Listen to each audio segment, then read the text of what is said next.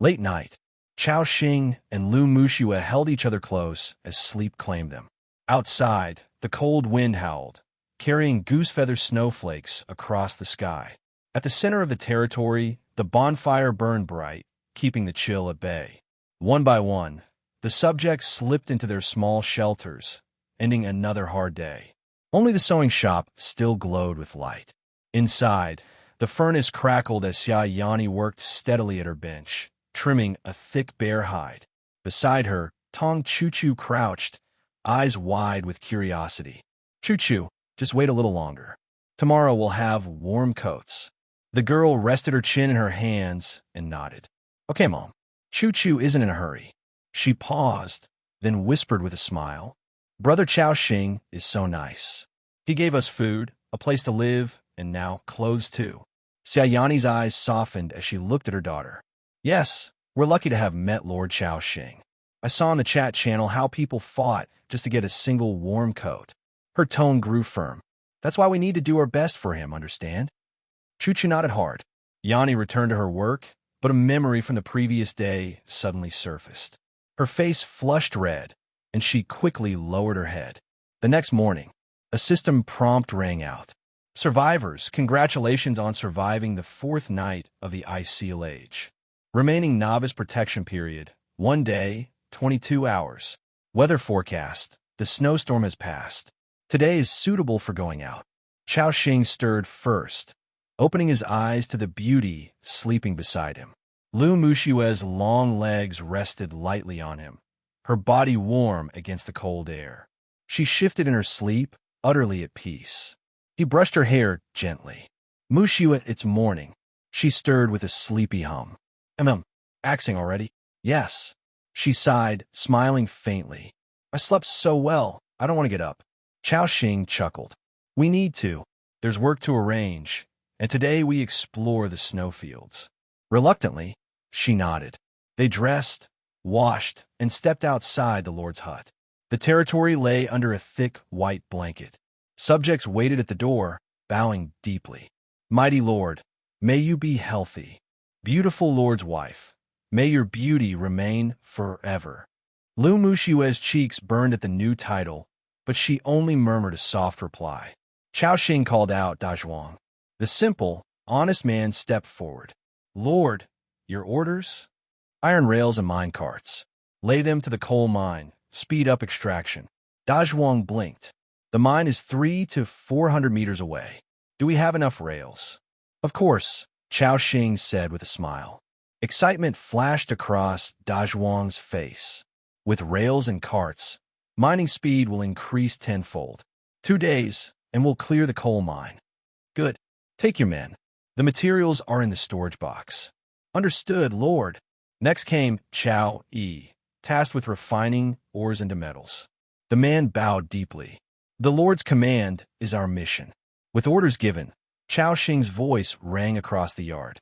Everyone, follow your duties. Together, we'll build a stronger, richer territory. A chorus rose in unison. We pledge our utmost efforts for the Lord. The group dispersed, and Yaelina approached with a sway. Lord, I have something to report. Yesterday, frost goblins attacked. I tracked them and found their lair 2 kilometers away. Chao Xing's eyes brightened. A goblin lair? Their strength, 1st and 2nd order. Slightly stronger than me. Chao Xing nodded. Yaelina had reached level 7, so these goblins were likely level 8 or 9, not a threat to him. He pulled out a crimson crystal and handed it to her. What I promised you, the basic power heart. Once you hit level 10, you can advance. Yaelina trembled, stunned he'd remembered. Her snake-like eyes softened with emotion. Thank you, Lord. Yaelina of the Snake Man tribe will give everything for you. A system prompt followed. Loyalty of territory member Yaelina has increased. Current loyalty, 95. Chao Xing was startled by the sudden rise. He caught her fiery gaze and quickly looked away, relieved when she shifted her eyes elsewhere. Turning, he summoned his strongest subordinates. Assam, Andrew, Sarah, come with me. Before leaving, he distributed blessings and new skills. Frost magic shield for Assam, shield counter for Muxue, an enhancement from Yaelina. Lu Muxue raised her sword high, light gathering around her. Courage is not in steeds or weapons, but in wisdom and bravery. May the light of courage bless you all. A system prompt chimed. You have received the courage blessing from ally Lu Muxue. Magic attack, plus 18. Talent activated, effect permanent. Chao Xing felt a rush of satisfaction. An increase of 18 points in attack power, no small gain. Without wasting time, he continued casting Frost Magic Shield for his people. The skill had a 2-minute cooldown, so he patiently rotated through the group. By the time the last shield had formed, half an hour had passed. One by one, icy barriers shimmered into place, each radiating a chilling aura. Sarah and Andrew glanced at themselves in disbelief, their expressions lighting with newfound confidence. Their survival chances had just multiplied. When all was ready, Chao Xing gave the signal. Yaelina, take us to the mine. She inclined her human head gracefully, her serpentine body swaying as she moved through the snow. Behind her, Assam, Sarah, Andrew, the robots, and even Dabai fell into formation. The column advanced into the white expanse. Squeak, squeak. The track robots ground forward, pressing deep into snow nearly half a meter thick, leaving long grooves in their wake. Such thick snow, Lu Muxue whispered, pulling her cloak tight. Seated atop a track robot, Chao Xing nodded. Yes, fall into this and you'd be buried alive. And this is just light snowfall. If a storm hit, he trailed off. The results would be devastating. Lu Muxue's face grew solemn. Chao Xing knew too well what lay ahead. Natural disasters far beyond imagination. Avalanches, quakes, endless blizzards, cold waves, even temperatures plunging below -80. This gentle snow was nothing but the opening act. Yaelina led them onward until, at last, a dark maw appeared in the whiteness, a cave hidden beneath thick layers of snow. Chao Xing's gaze sharpened as the system prompt appeared before him. Medium-sized copper mine, special resource point. Remaining resources, copper or 7862, iron or 3215, stone asterisk 10893. Current status, not a cuppable. His eyes lit up. A copper mine. Copper was vital for construction. With this, supply would be secured for a long while. He examined the narrow entrance. Only a single adult could squeeze through. The robots, Dabai, and the larger beasts would have to remain outside. But that didn't trouble him. Yaelina had said the frost goblins within weren't strong, and with Sarah at his side, their annihilation was all but certain. He issued his orders. Assam, Sarah with me. Andrew, Yaelina, patrol the outside. Everyone else, stand by. Respectful nods followed. Andrew and Yaelina took positions in the snow, while Assam slid from his wolf, sword gleaming in hand. He stepped into the cave first, blade ready. Sarah melted into the darkness behind him, a phantom in the shadows. Muxue, let's go. Chao Xing entered next, Lu Muxue following close. The system prompt appeared. You have entered the resource point, medium-sized copper mine. Current temperature, -32 degrees Celsius. Chao Xing gave a short laugh. Warmer than outside. No wonder the goblins made this their den. Ahead, Assam's voice called back. Lord, careful. A spike trap. Chao Xing looked down. Sure enough, a crude board lined with sharp points waited for the unwary. The system identified it. Spike's trap, Tier 1.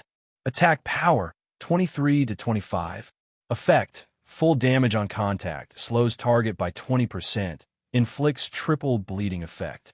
Crude but deadly enough. Like the animal traps he'd seen before. He decided to dismantle them later.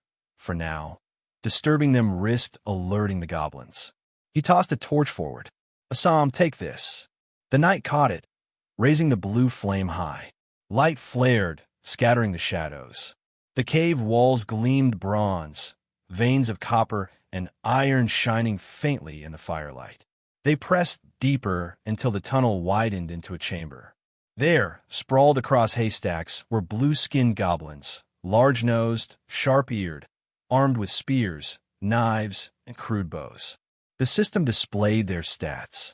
Frost Goblin Thrower, level 8. Frost Goblin Shooter, level 10. Frost Goblin Archer, level 12, second order elite. Skill: Frost Ice Arrow, multiple continuous shooting. Talent: Goblin Bloodline, can breed with any race's opposite sex. Chao Xing's mouth twitched at the last line. As expected of goblins. Just then, a spear-wielding goblin stirred awake, eyes fixing on the intruders. It shrieked in alarm. Humans, brothers to arms. Hey everyone, Firescale Audiobooks here. If there's a novel you'd love to hear more of, you can support us on Patreon or Ko-fi. Depending on your tier, I'll make extra parts just for the stories you're most excited about. Usually I can only upload 4 to 5 parts of each novel, but with your support we can go beyond that. And of course, don't forget to hit subscribe. It helps more than you know. There are humans. Brothers, grab your weapons. Hearing the Frost Goblins shout, a dozen Frost Goblins in the mine tunnel all turned their heads in unison. It's really humans, but there are only 3 of them. Kill them. At that moment, a goblin thrower seemed to notice Lu Mushua next to Chao Xing. It exclaimed excitedly, "There's a woman, a beautiful human female." The other goblins also looked in the direction it was pointing. Instantly, their eyes turned red, filled with lust. "Wow, this woman is really pretty." Kill the men and drag the woman into the cave to have children. Lu Mushua's face turned pale, and she instinctively gripped her shield tightly. Chao Xing glared and immediately ordered, "Assam, Sarah, take care of them." Sarah, hidden in the shadows, also heard the goblin's lewd tone, and a murderous intent boiled within her heart. These filthy creatures, the Shadow Holy Hall will bring them to justice. Source: updated on Omicron.Omicron. As soon as she finished speaking, Sarah and Assam charged forward instantly. The group of goblins also immediately went into battle status. Whoosh, whoosh, whoosh. Several arrows shot towards them. However, Sarah and Assam had already activated the frost magic shield by that time. The arrows hitting their bodies made a crisp, clashing sound. Ding, ding, ding, ding. Passing through the frost magic shield, the scale armor, the frost ice shield, and their own equipment, those arrows fell weakly to the ground. A few pitiful damage numbers appeared above Sarah and Assam's heads. -8, -7, -9. Compared to their life values, which were in the thousands, this amount of damage was negligible. The goblins were dumbfounded. What the hell? These humans have such high armor. Boss, our attacks don't seem to affect them. Before the group of goblins could react, Sarah darted forward like a ghost. Swoosh! An arc light flashed. Sarah instantly advanced more than 10 meters. Along the way, several goblins had a blood mark appear on their bodies. In the next moment, these blood marks turned into terrifying wounds. Splat! Splat, splat, splat. Blood splattered. -904. -857. -1874. Terrifying damage numbers soared up. Instantly, 4 frost goblins fell dead. Your territory member, Sarah Blade Dance, killed a frost goblin LV9, gaining 90 experience points. Combat personnel gained 45 experience points. Notifications for experience gained kept appearing. The other goblins were filled with fear and shouted, "It's a dark elf! Altogether, catch her!" The goblins were about to rush over to surround Sarah. And just at that moment, an extremely strong chill suddenly erupted from Sarah. Crack! The chill turned into a white mist, spreading instantly. The 4 nearby goblins immediately felt their blood turn cold and their bodies become incredibly stiff. It was the effect of the frost magic shield. Then, Sarah's shadow blade silently sliced across their throats. Swoosh! Swoosh! 2 goblins instantly fell dead. Your territory member, Sarah Blade Dance, killed a frost goblin LV8, gaining 80 experience points. Combat personnel gained 40 experience points. Your territory member. From the start of the battle until now, less than 10 seconds had passed, and Sarah had already slain 6 goblins like a phantom. So strong. Is this the boss-level assassin? Chao Xing was thrilled. Up to now, he hadn't even lifted his magic wand. This had entirely become Sarah's personal showcase. It wasn't just Chao Xing. Even Assam, who was standing nearby, had no chance to perform.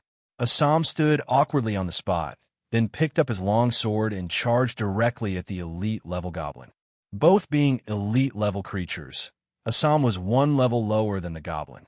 But thanks to Chao Xing's active permanent buff, Assam's actual combat power was on par with a boss-level creature. Swoosh! The silver sword sliced through. A blood mark instantly appeared on the blue skin of the elite goblin. 327. R. The elite goblin cried out in pain, rolled to create some distance quickly. It drew its bowstring, and an arrow infused with frost ice aura shot out instantly. Ding! 102. The damage barely broke 100.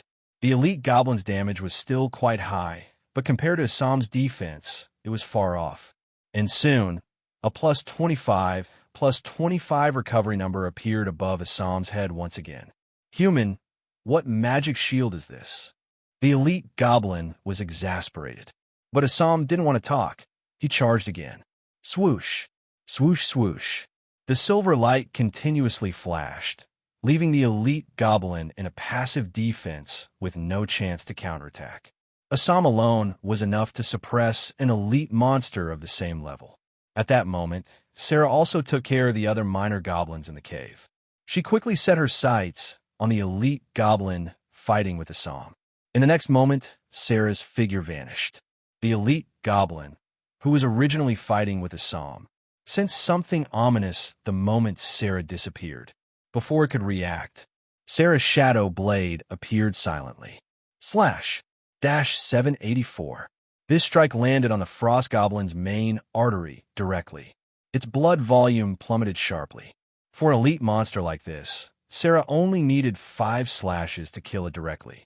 Under the siege of Chao Xing's 2 generals, the battle was over with no suspense.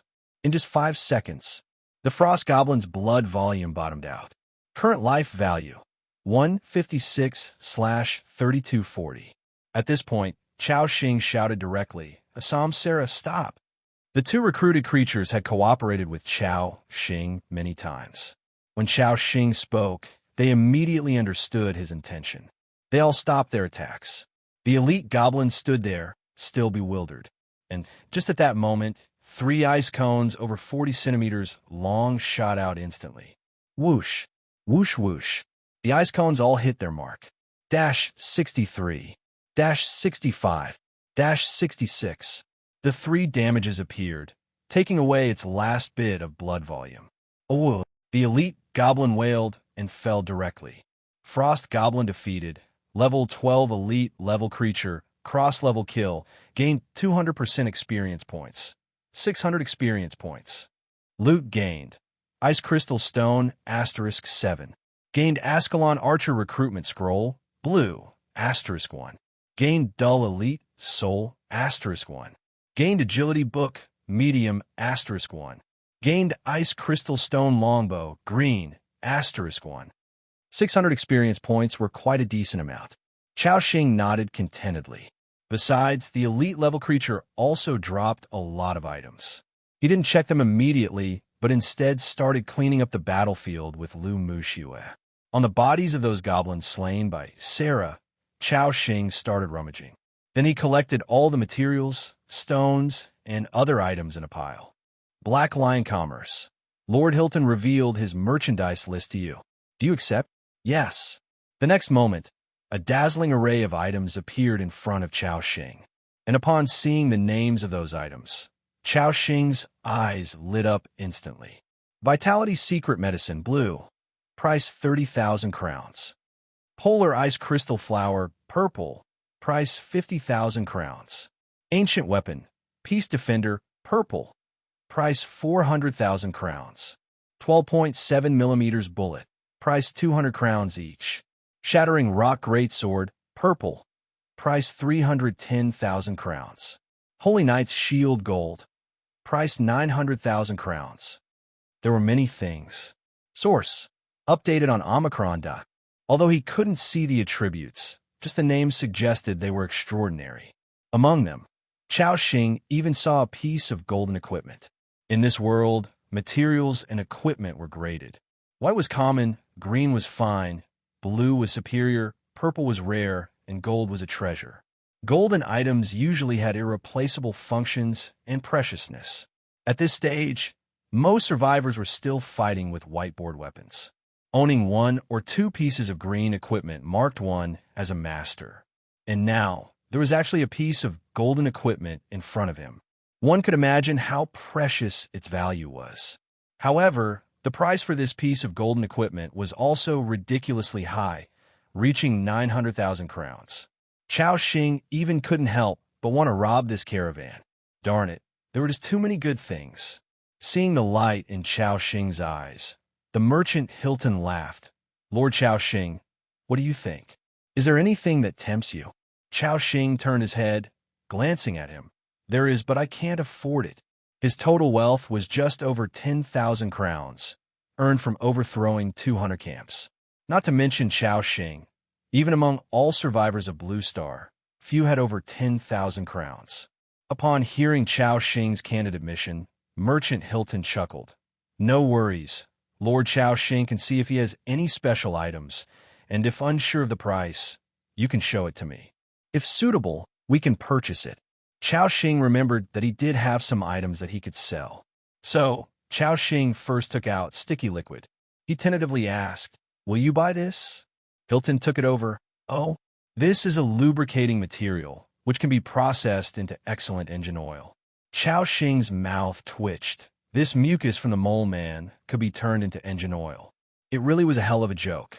Hilton asked, Lord Chao Xing, do you have a lot of this black liquid?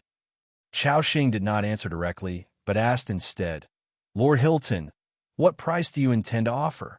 Hilton showed a pondering expression. A moment later, he spoke, how about 50 crowns per lump of liquid? Upon hearing this, Chao Xing nodded secretly. This price should be considered quite fair. After all, sticky liquid was just white-grade material. Selling it for this price was pretty good. Chao Xing had more than 300 lumps of sticky liquid. Selling all of it would be a considerable income. That works, Lord Hilton. Let's trade at this price. Hilton beamed with joy and quickly proceeded with a wave of supplies exchange. Transaction successful. You lost sticky liquid *346. You gain crowns *17300. Then, Chao Xing glanced at the number of his coins. Coins *31063. Over 30,000, already a huge sum. According to Hilton's price, enough to buy a piece of blue-quality equipment. At this moment, Chao Xing remembered he had one more item to sell. It was found in the hunter camp, a black diamond. The system's appraisal said this black diamond had great value, but Chao Xing was unsure of its exact worth. Thus, he tentatively took it out. At this moment, in Chao Xing's hand, the black diamond refracted beautiful aurora. Before Chao Xing could speak, upon seeing it, Merchant Hilton's pupils widened as he exclaimed, This is a black diamond. In 10 crystal or veins, a black diamond might not appear. My God, what have I seen? At this moment, not only Hilton, but even the nearby guard team, all stared at the black diamond in Chao Xing's hand with shock, because they clearly knew the precious value contained in this thing. Moreover, some guards even showed greedy gazes. Assam noticed their gaze, instantly drew his long sword, and guarded Chao Xing's side. Andrew also entered a combat stance. Swoosh, swoosh, swoosh. Chao Xing's reaction also led the whole group of guards to draw their weapons. Both sides instantly entered into a tense standoff. Hilton realized something as well, and quickly turned, barking at his guard team. What are you all doing? Who allowed you to point weapons at this honorable Lord Chao Xing? Put your weapons down. Down. Hilton was red-faced and furious. The guards obeyed orders and gradually lowered their weapons. Hilton, with an angry face, said, Apologize to this lord at once. Seeing Hilton's big reaction, Chao Xing was somewhat surprised. But soon, he understood the reason. If anyone ruins this business, I'll report to the Frost Eater mercenary group. and you'll all be out of jobs." Hearing this, the mercenaries' faces immediately changed, including the two strong chars. They all lowered their weapons. They knelt on one knee in the snow, respectfully saying, "We are very sorry, dear chosen lord. It's our first time seeing such a large black diamond, and we were too shocked, frightened you, and we are deeply remorseful. Please, dear chosen lord, forgive our recklessness." Seeing the mercenary's sincere apology, Chao Xing waved his hand. "No problem, just lower your weapons." Assam and the others followed his order and sheathed their swords. And Sarah, who had approached the rear of the caravan, also gradually revealed herself. Seeing this, Hilton breathed a sigh of relief. He genuinely feared that due to the guard's actions, Chao Xing would refuse to do business with him. He knew better than anyone else the astonishing value contained in that black diamond. At this moment, Hilton tentatively asked, "Respected chosen lord, I wonder if you are willing to sell that black diamond in your hand to Black Lion Commerce?" Chao Xing held the black diamond in his hand, with a thoughtful look in his eye. From their reaction, it was clear that the price of this black diamond was indeed very high, even possibly exceeding a piece of purple equipment.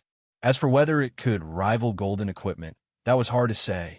Thus, Chao Xing asked, "Lord Hilton, what price are you offering?"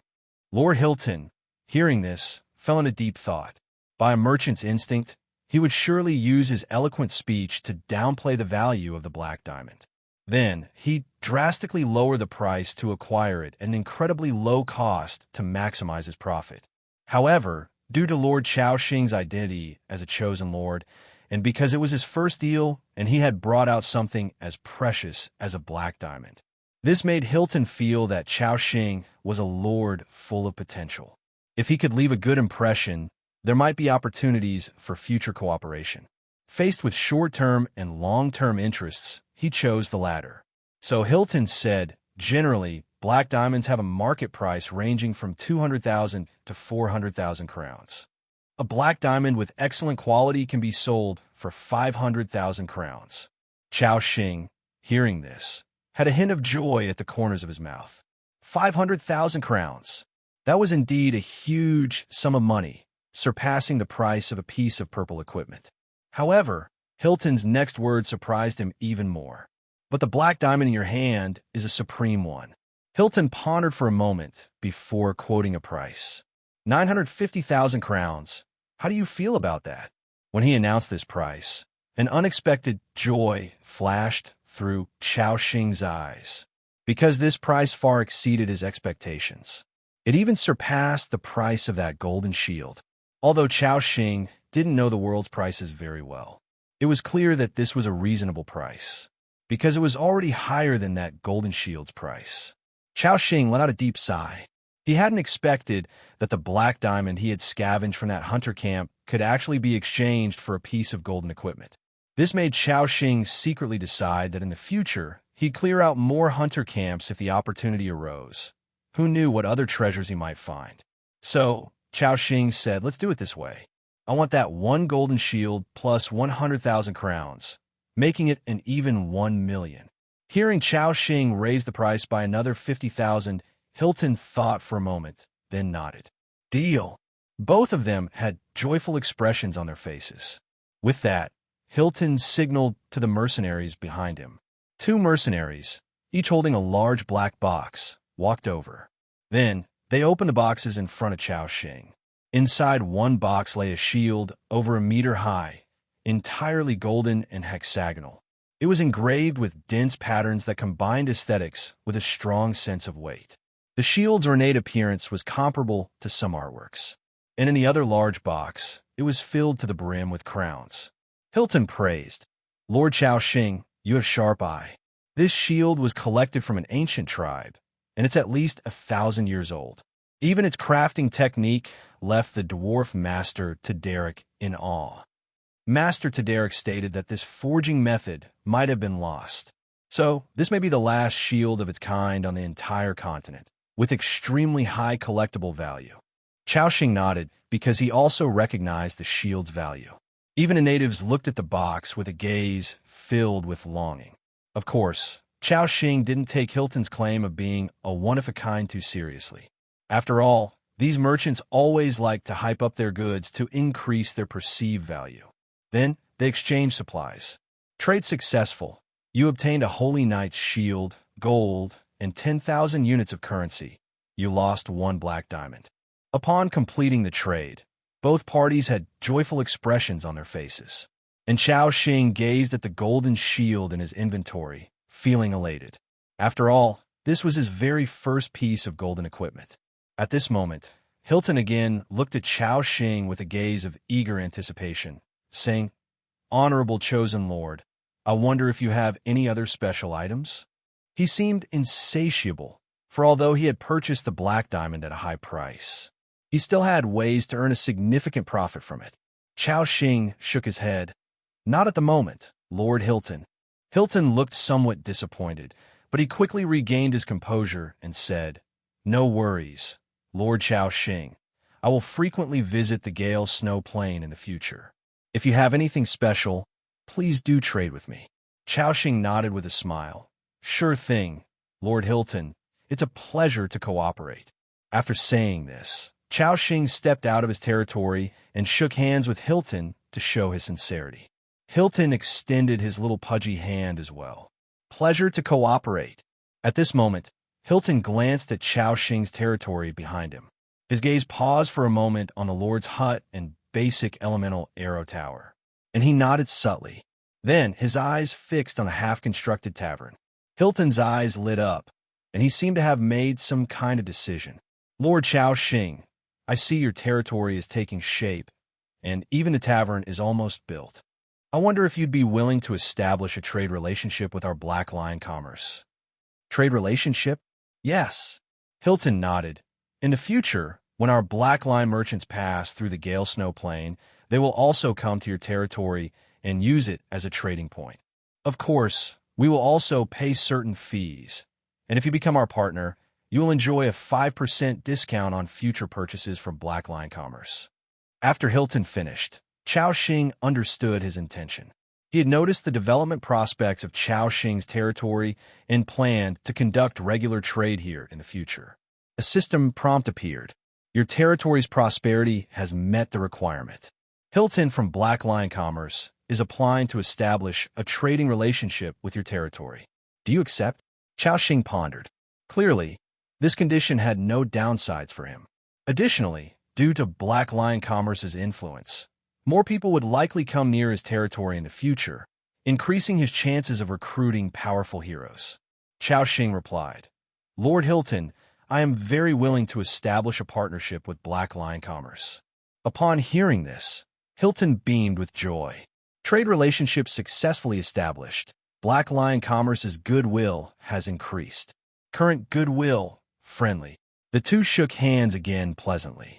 At this moment, Chao Xing added, "Lord Hilton, my territory is still under construction, and to perfect the facilities, it will take some time." Upon hearing this, Hilton waved his hand and said, "No rush, Lord Chao Xing. We are not in a hurry."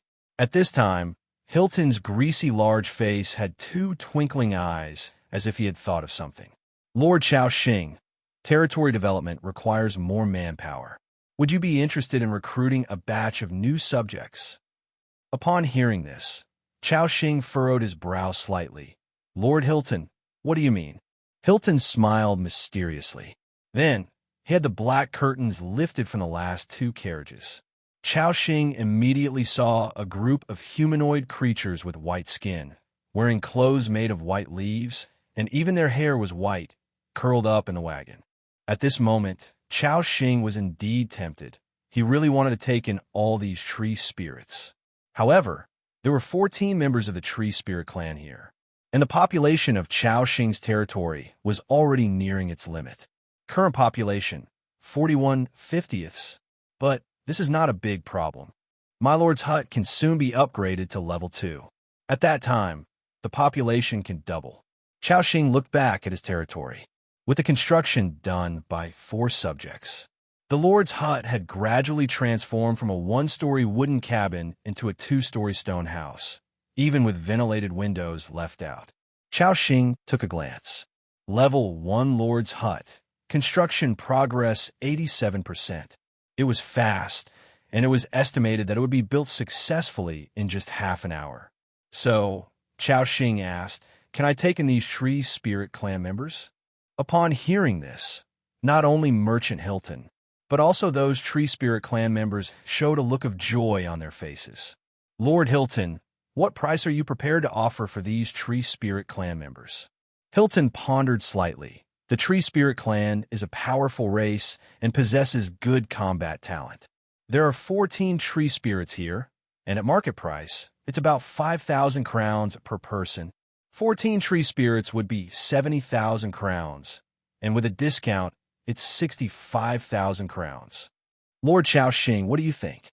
Chao Xing couldn't help but think to himself, that's really expensive. You must know, even if you go to the city to buy those ordinary human slaves, it's only about 1,000 to 2,000 crowns. This price was 3 to 4 times more.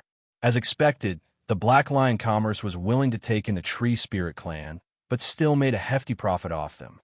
However, considering the special nature of the Tree Spirit clan, Chao Xing nodded. That's fine. Besides that, I also need 100 rounds of 12.7mm bullets and a bottle of Vitality secret medicine. Chao Xing was about to run out of bullets, so he took this opportunity to replenish.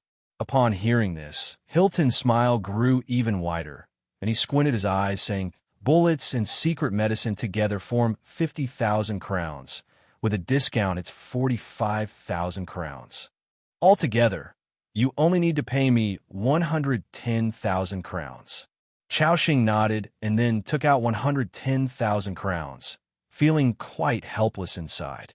Damn it, he had just made over 100,000 from the Black Lion Commerce, and in the blink of an eye, he had traded it away. It was truly making money where you spend it. Not even 1 crown could be taken home. Both parties completed another round of trading. Hilton laughed so much that his eyes were practically closed. He found that Chao Xing was simply his lucky star. Not only did he gain precious black diamond from him, but he also offloaded a batch of tree spirits, earning a large amount of crowns. The more he looked at Chao Xing, the more pleasing to the eye he found him. Meanwhile, the tree spirits were also brought over by the guard team. Hilton looked at the group of pale tree spirit clan members and said, "From today, you belong to this Lord Chao Xing. He is an important partner of our Black Lion Commerce, and you must follow Lord Chao Xing's orders without defiance." Hearing this, the group of tree spirits all knelt down and then gratefully said, "Thank you, Lord." Chao Xing nodded. At this time, seeing the deal was done, Hilton sensibly stated, "Lord Chao Xing, the transaction is complete, so I won't disturb you any longer." Chao Xing replied, "All right, Lord Hilton, safe travels." Hilton gestured a prayer to Chao Xing. "Father of gods bless you." After speaking, Hilton and his caravan disappeared into the vast snowy landscape. Only the 14 tree spirits remained, still kneeling on the ground. As guardians of the pale tree, they were naturally very cold-resistant. Even with just clothes made of leaves, they could survive an extreme cold for a long time. Chao Xing did not immediately issue a recruitment invitation to them, but instead said, "Get up now and follow me into the territory." Now, it was still the newbie protection period, but the Lord had the authority to open the territory to other NPCs. These tree spirits obediently stood up, then carefully stepped into Chao Xing's territory. Nif, possessing elite potential, stood unremarkably among the crowd. Dazhuang and Chao Yi were curiously watching this batch of newly joined subjects. Chao Xing directly said, "Chao Yi, speed up the upgrade progress of the Lord's hut." Subject Chao Yi immediately responded, "At your command, Lord." Dazhuang, upgrade more shelters so that our new members have a place to live. "Happy to serve you, my master." Da, go prepare food for our new members. Dahua accepted the order and began taking personnel into the cafeteria to prepare the day's second meal. The Tree Spirit clan watched anxiously as this man gave one order after another. Then they stood silently by the bonfire, waiting. Half an hour later, Chao Xing heard a system prompt. "Your lord's hut has been successfully upgraded. Current level, level 2. Population cap plus 50, reputation value plus 200. Current population 41/100. Blacksmith shop or processing plant, sewing shop, cafeteria, etc. territory buildings can now be upgraded to level 2. Seeing this two-story stone house completely formed, a look of joy appeared on Chao Xing's face. Great, finally reached level 2. However, this time the system did not give a reward. After thinking about it, it was also normal. After all, with a large base of humans globally, it was not unusual for someone ahead of him to build a level 2 Lord's hut.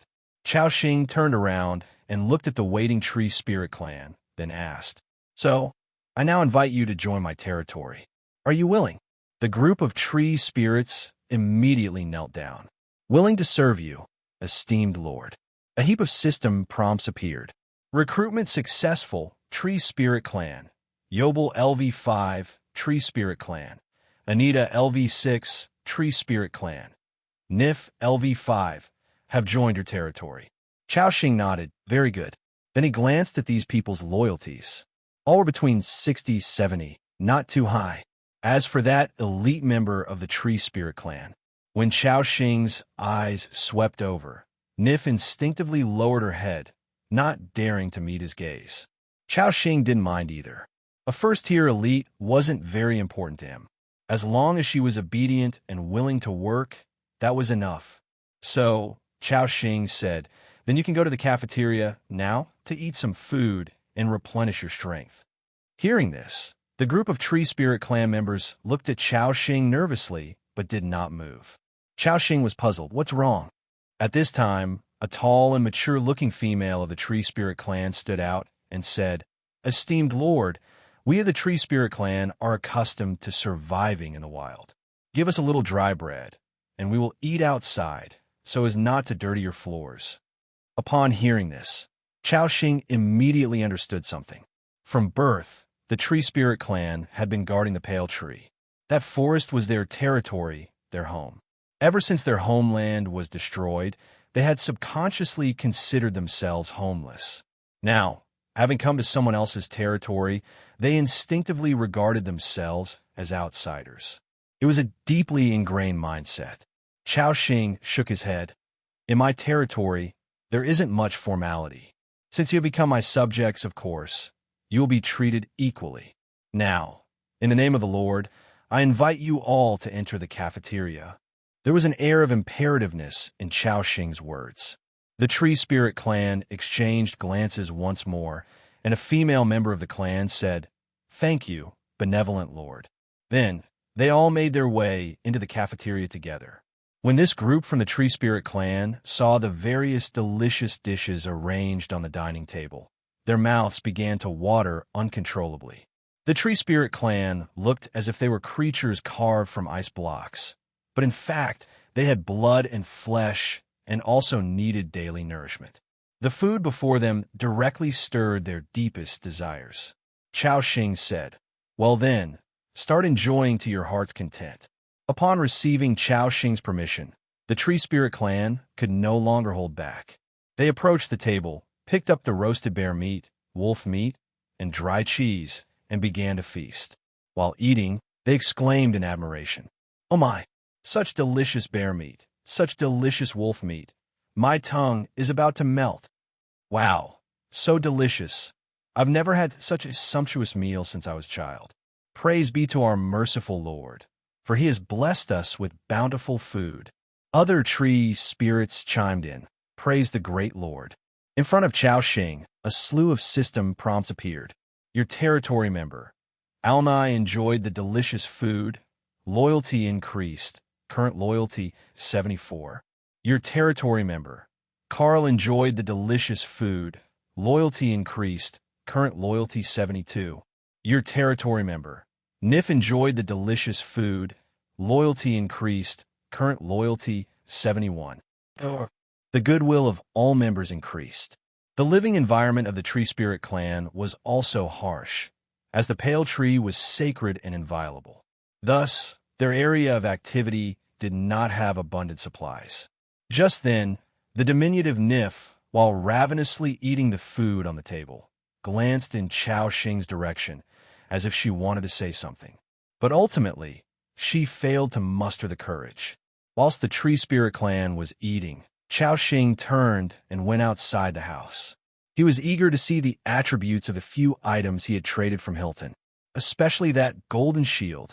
Holy Knight Shield, gold, LV10. Quality, treasure, armor. 123, 129. Attached effect, Constitution plus 20, Spirit plus 20. Attached effect, intermediate unload power. When receiving a physical attack, reduces 20 power damage from the opponent. Attached effect, intermediate magical resistance. When receiving a magical attack, reduces 25 spirit damage from the opponent. Attached effect, Knight's Blessing. Adds a shield of protection layer to all allies. Durability value is 20% of current ally life value. Lasts for 120 seconds. Cooling time, 20 minutes. Damn, such strong attributes. More than 100 armor, plus several effects. All enhance the survival ability of the shield user. You could imagine, wielding the Holy Knight's shield, how astonishing Lu Mushue's defensive power would be. And the most powerful, of course, was the final Knight's Blessing effect. Combined with his own talent, it was equivalent to permanently increasing all allies' maximum life value by 20%. This was a massive boost. If given to a mammoth, it could instantly add 3,000 health points. Unfortunately, this equipment had wearing requirements. It needed a level up to 10 to be equipped. However, for Chao Xing, leveling up to 10 was not too difficult a task. With joy, Chao Xing began inspecting the second item, which was a potion. Vitality Secret Medicine, blue upon consumption, increases constitution by 10 points for 180 minutes. Do you want to know the secret of Earl's nightly revelry? That's right, it's this. Sure enough, a potion that increases stamina. Although Chao Xing hadn't checked the attributes, he relied on his previous experiences with the tablet to determine the potion's effect. 10 constitution points were significant, comparable to leveling up 3 or 4 times. Of course, this only applied before the second order. Beyond the second order, the attribute gains per level would be more substantial. Without hesitation, Chao Xing drank it. Since he was a fragile mage, he naturally needed to improve his survival ability as much as possible. Successfully consumed Vitality Secret Medicine. Constitution increased, talent Eternal Power. Activated, this status has become permanent. As expected, potions could also benefit from talent bonuses. 10 Constitution points added another 200 points to my life value. Not bad. Chao Xing nodded with satisfaction and tossed the Holy Knight's shield to Lu Mushue. Lu Mushue looked surprised, staring at the magnificent golden shield in her hand. She had been at Chao Xing's side all along and had observed the transaction with Hilton. She naturally knew how precious the golden shield's value was. Thrown into the trading market, it would undoubtedly shock all the survivors of Zone 174. However, Lu Mushue had already secretly made up her mind to work together with Chao Xing to develop the territory well. There was no need for excessive words of gratitude, as she quietly stored the shield into her backpack. After all, she belonged entirely to Chao Xing now. What did a piece of golden equipment mean in comparison? At that moment, Chao Xing and Lu Mushue suddenly felt a violent tremor beneath their feet. Boom! The tremor came so suddenly that the whole territory's buildings shook slightly. Lu Mushue instinctively grabbed Chao Xing's shoulder. The subjects were also so frightened that they stopped their work. The group of polar people scrambled in a panic, their expressions exaggerated as they shouted and screamed. Oh, God, what's happening? Is the earth moving? No, the Earth Mother Goddess is hungry. She wants to devour the filthy polar people. Please, Mother Goddess above, forgive us. All these polar people knelt on the ground, continuously kowtowing in prayer. Having lived underground for years, earthquakes were the most terrifying natural disasters for them, often claiming many polar people's lives. But fortunately, the tremors came quickly and dissipated just as fast. However, Chao Xing and Lu Mushue saw shock in each other's eyes. because the tremor was felt not only in their area, but the entire Gale Snow Plain and even the entire Western continent. The World Channel was already in chaos, with numerous survivors speaking frantically. Is it really an earthquake? Chao Xing was filled with doubt. Before they could react, a system prompt appeared. All survivors, please note, time remaining until the end of the beginner protection period. 39 hours, 17 minutes. After the beginner protection period ends, the game content will undergo some changes. The new expansion, Giant Dragon Resurgence, is about to start. The slumbering ancient giant dragon, Zhuoma, is gradually awakening, and its overflowing power of giant dragon is transforming into ice nests that are appearing worldwide. Ice nests will spawn numerous ice nest beasts, ice nest eye, Zhuoma minions, and other monsters. Over time, as the dragon's power continues to recover, the monsters appearing within the ice nests will grow increasingly powerful. Your goal is to protect each of your territories from the assaults of these ice nest beasts and to destroy more ice nests. Note, ice nests appear randomly. To help survivors adapt quickly, small ice nests will appear during the beginner protection period. As soon as the prompt ended, all survivors saw what seemed like a meteor shower falling from the sky. The meteors crashed across the world, creating giant craters. Boom, boom. Violent tremors continued to occur. The World Chat channel immediately fell into chaos. Li Zheng, what the hell is happening? The system says a giant dragon is awakening. Leonardo, the new expansion is launching. It's the system's way of letting us adapt in advance. Munita Kenichi, a giant dragon? It seems this hero can finally become a dragon slayer. Muhammad, you are wrong. This is heavenly punishment. It is our punishment. We should have died long ago. Coming to this world is just to repay our sins. Everyone will die, haha. Everyone will die. Wang Zhuang, upstairs, stop raving here. Even the chat channel in Area 174 instantly flooded with comments. Among them, a survivor named Jiang Na exclaimed, "Oh my God, a meteor fell near my territory. It turned into an ice nest, and many monsters covered in ice thorns crawled out from it. Other survivors in Area 174 were stunned. Damn. So these meteors are what the system called ice nests. Hey Jiang Na, how are the strength of those monsters?" This Jiang Na was silent for a moment and then spoke again. "Phew, it doesn't seem too bad. They're only around level 4 or 5. I can handle them." Upon hearing this, other survivors also breathed a sigh of relief. However, the system also indicated that it's still early in the giant dragon resurgence, with only a minor overflow of power, so the monsters appearing in the ice nests aren't strong yet. As the dragon gradually awakens, the level of the ice nest monsters will also gradually increase. Just then, Ji Xinhua also shouted in the chat channel, "An ice nest appeared outside my territory too. Oh my God, so many monsters are crawling out. Le Hongyu, I see it too, damn. Xiao Wei Chao, damn. This ice nest crushed my polar people, damn it. Zhang Yujie, brothers, quickly return to your territories. The ice nests won't hit our territories." Upon hearing the warning, survivors rushed back inside their territories. The sudden change left everyone caught off guard. Chao Xing took a quick look around, then closed the chat channel. It seems that giant dragons' ice nests have appeared near the territories of many survivors. But fortunately, this is an early system warm-up.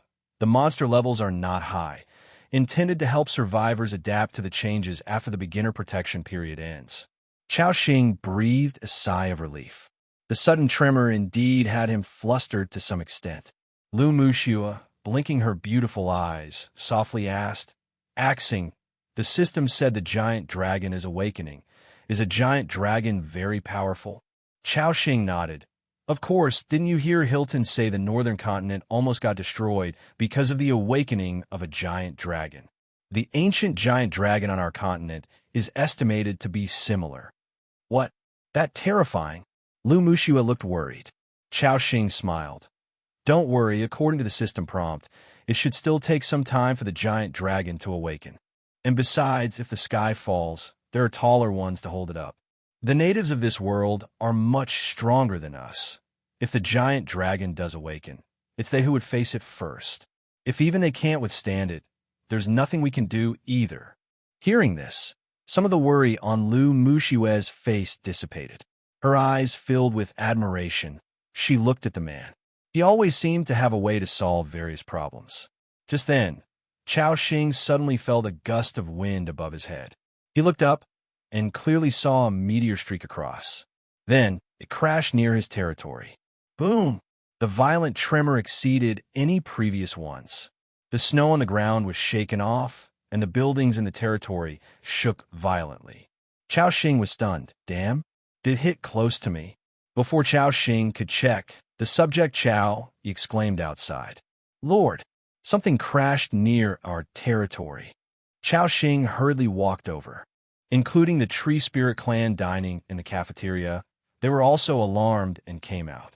Then, everyone saw about 800 meters from the territory. There appeared a completely snow-white nest, like an ice sculpture, with a powerful force continuously emanating from it. Roar! Roar! Beast-like roars echoed. Chao Xing's eyes shone with realization. So this is the ice nest. Meanwhile, the Tree Spirit clan was staring intently at the ice nest. One member of the Tree Spirit clan exclaimed, "Oh my God, that's the power of the ancient giant dragon." Hearing ancient giant dragon, all the Tree Spirit clan members looked immensely terrified. Why? We've already come to the Western continent, yet the giant dragon still won't spare us. The giant dragon destroyed our homeland. Does it intend to destroy our last refuge too? Woo!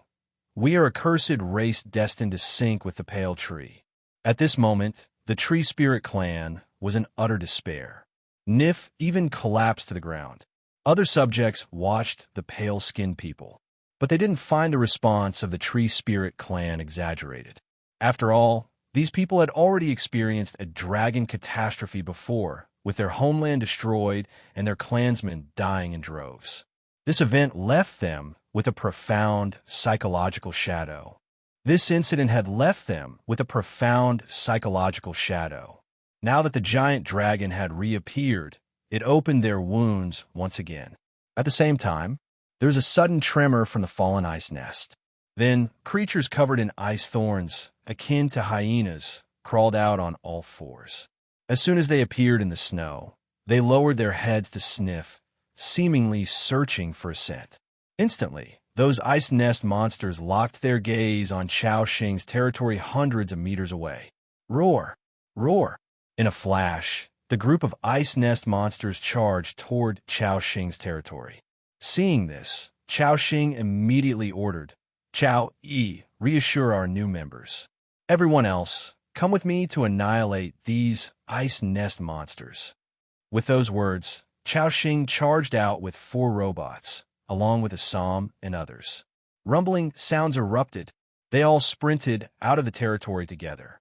As usual, Assam led the charge. Riding the Frostwolf, he skillfully leaped across the snow, about to confront the group of ice nest monsters. Inside the territory at that moment, the Polar people and other members watched the battle unfold with tense expressions. Especially when they heard it was the power of the giant dragon, their worry deepened. After all, in their minds, a giant dragon was a symbol of destruction and disaster. It was an undefeated emblem. They couldn't help but wonder if the Lord's power could resist this group of monsters. The older Chao used a soothing tone to comfort the Tree Spirit clan. New family members, don't succumb to despair. We must believe in the Lord. He will protect us. The Tree Spirit clan remained prostrate on the ground, showing no response to Chao Yi's words. Chao Yi continued to comfort them. Everyone, I understand your fear and pain. Like you, I've lost my home. We once lived in Ice Peak City, a thriving little town. But then the alien ghost army appeared, destroying everything in the town, leaving soldiers and civilians alike in pools of blood.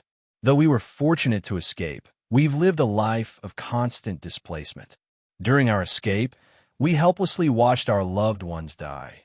We felt that heart-wrenching pain. Hearing Chao Yi's mature and penetrating voice, All the Tree Spirit clan members gradually stopped trembling, looking at Chow Yi blankly. They seemed surprised that this elderly human had also faced such a tragic experience. Chow Yi maintained a gentle smile on his face. The Tree Spirits murmured, "Sir, after going through so much, how can you remain so optimistic?" Chow Yi smiled and said, "No, there was a time when I, like you, felt hopeless about the future. When we were captured by those frenzied cultists, I briefly felt the malice of the human heart. But later, we met the Lord. He rescued us at our darkest hour. He not only saved us all, but also provided us with a warm shelter and ample food. Everyone lives happily here. It made me realize that everything before was a kind of tempering. The journey to hope is bound to be fraught with hardships and pain. Fear not. It is a test from the divine. Perhaps the past calamity of the giant dragon brought you endless suffering, making you homeless. But now you have a new home, new companions. Here, you won't go hungry or cold. Everyone just needs to contribute their strength to get ample food. Trust the Lord. Trust that He can protect us." Chow Yi's voice was like a clear stream flowing, a kind of sound that struck the soul. All the Tree Spirit clan members gradually felt their hearts' fear dissipate. They seemed to be awakening a sense of hope within themselves. Everyone watched the few figures charging ahead, their eyes filled with longing. At this moment, Chao Xing was unaware of the speech by his subject Chow Yi, because they were about to engage with the charging ice nest monsters. Chao Xing also saw the attributes of those monsters. Ice Nest Monster LV6. Rank: First Tier Ordinary Monster. Life Value: 52520. Attack Power: 4952. Armor: 1115 extra plus 10. Skills: Frost Ice Bite, Frost Ice Shell. Talent: None. To Chao Xing, these first-tier ice nest monsters posed no threat anymore.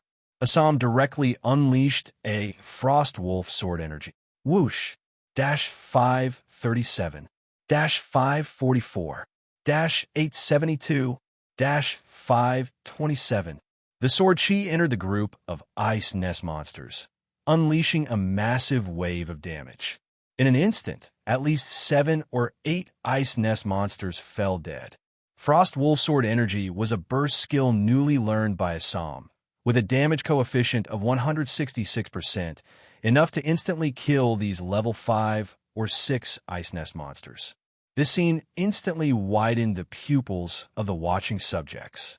They had only known Assam and Andrew to be powerful. However, there wasn't a concrete understanding of this power.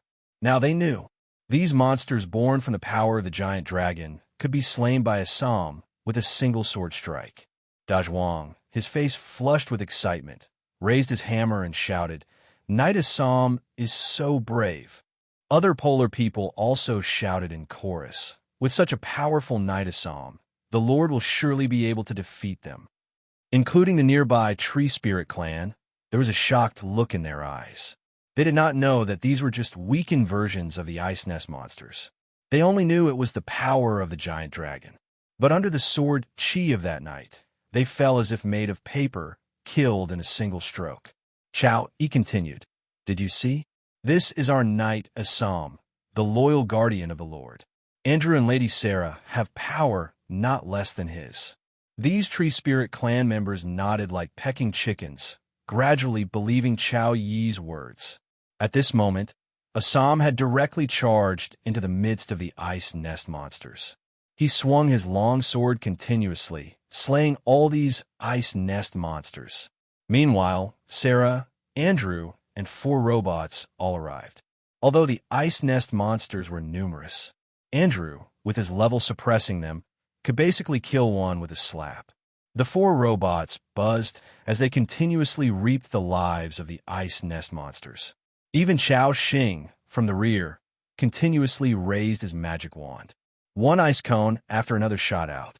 Whoosh, whoosh whoosh, -85, -87, -88.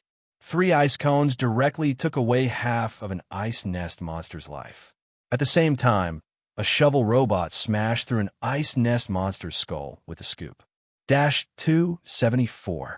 The shovel robot killed Ice Nest Monster LV6, gaining experience value 0.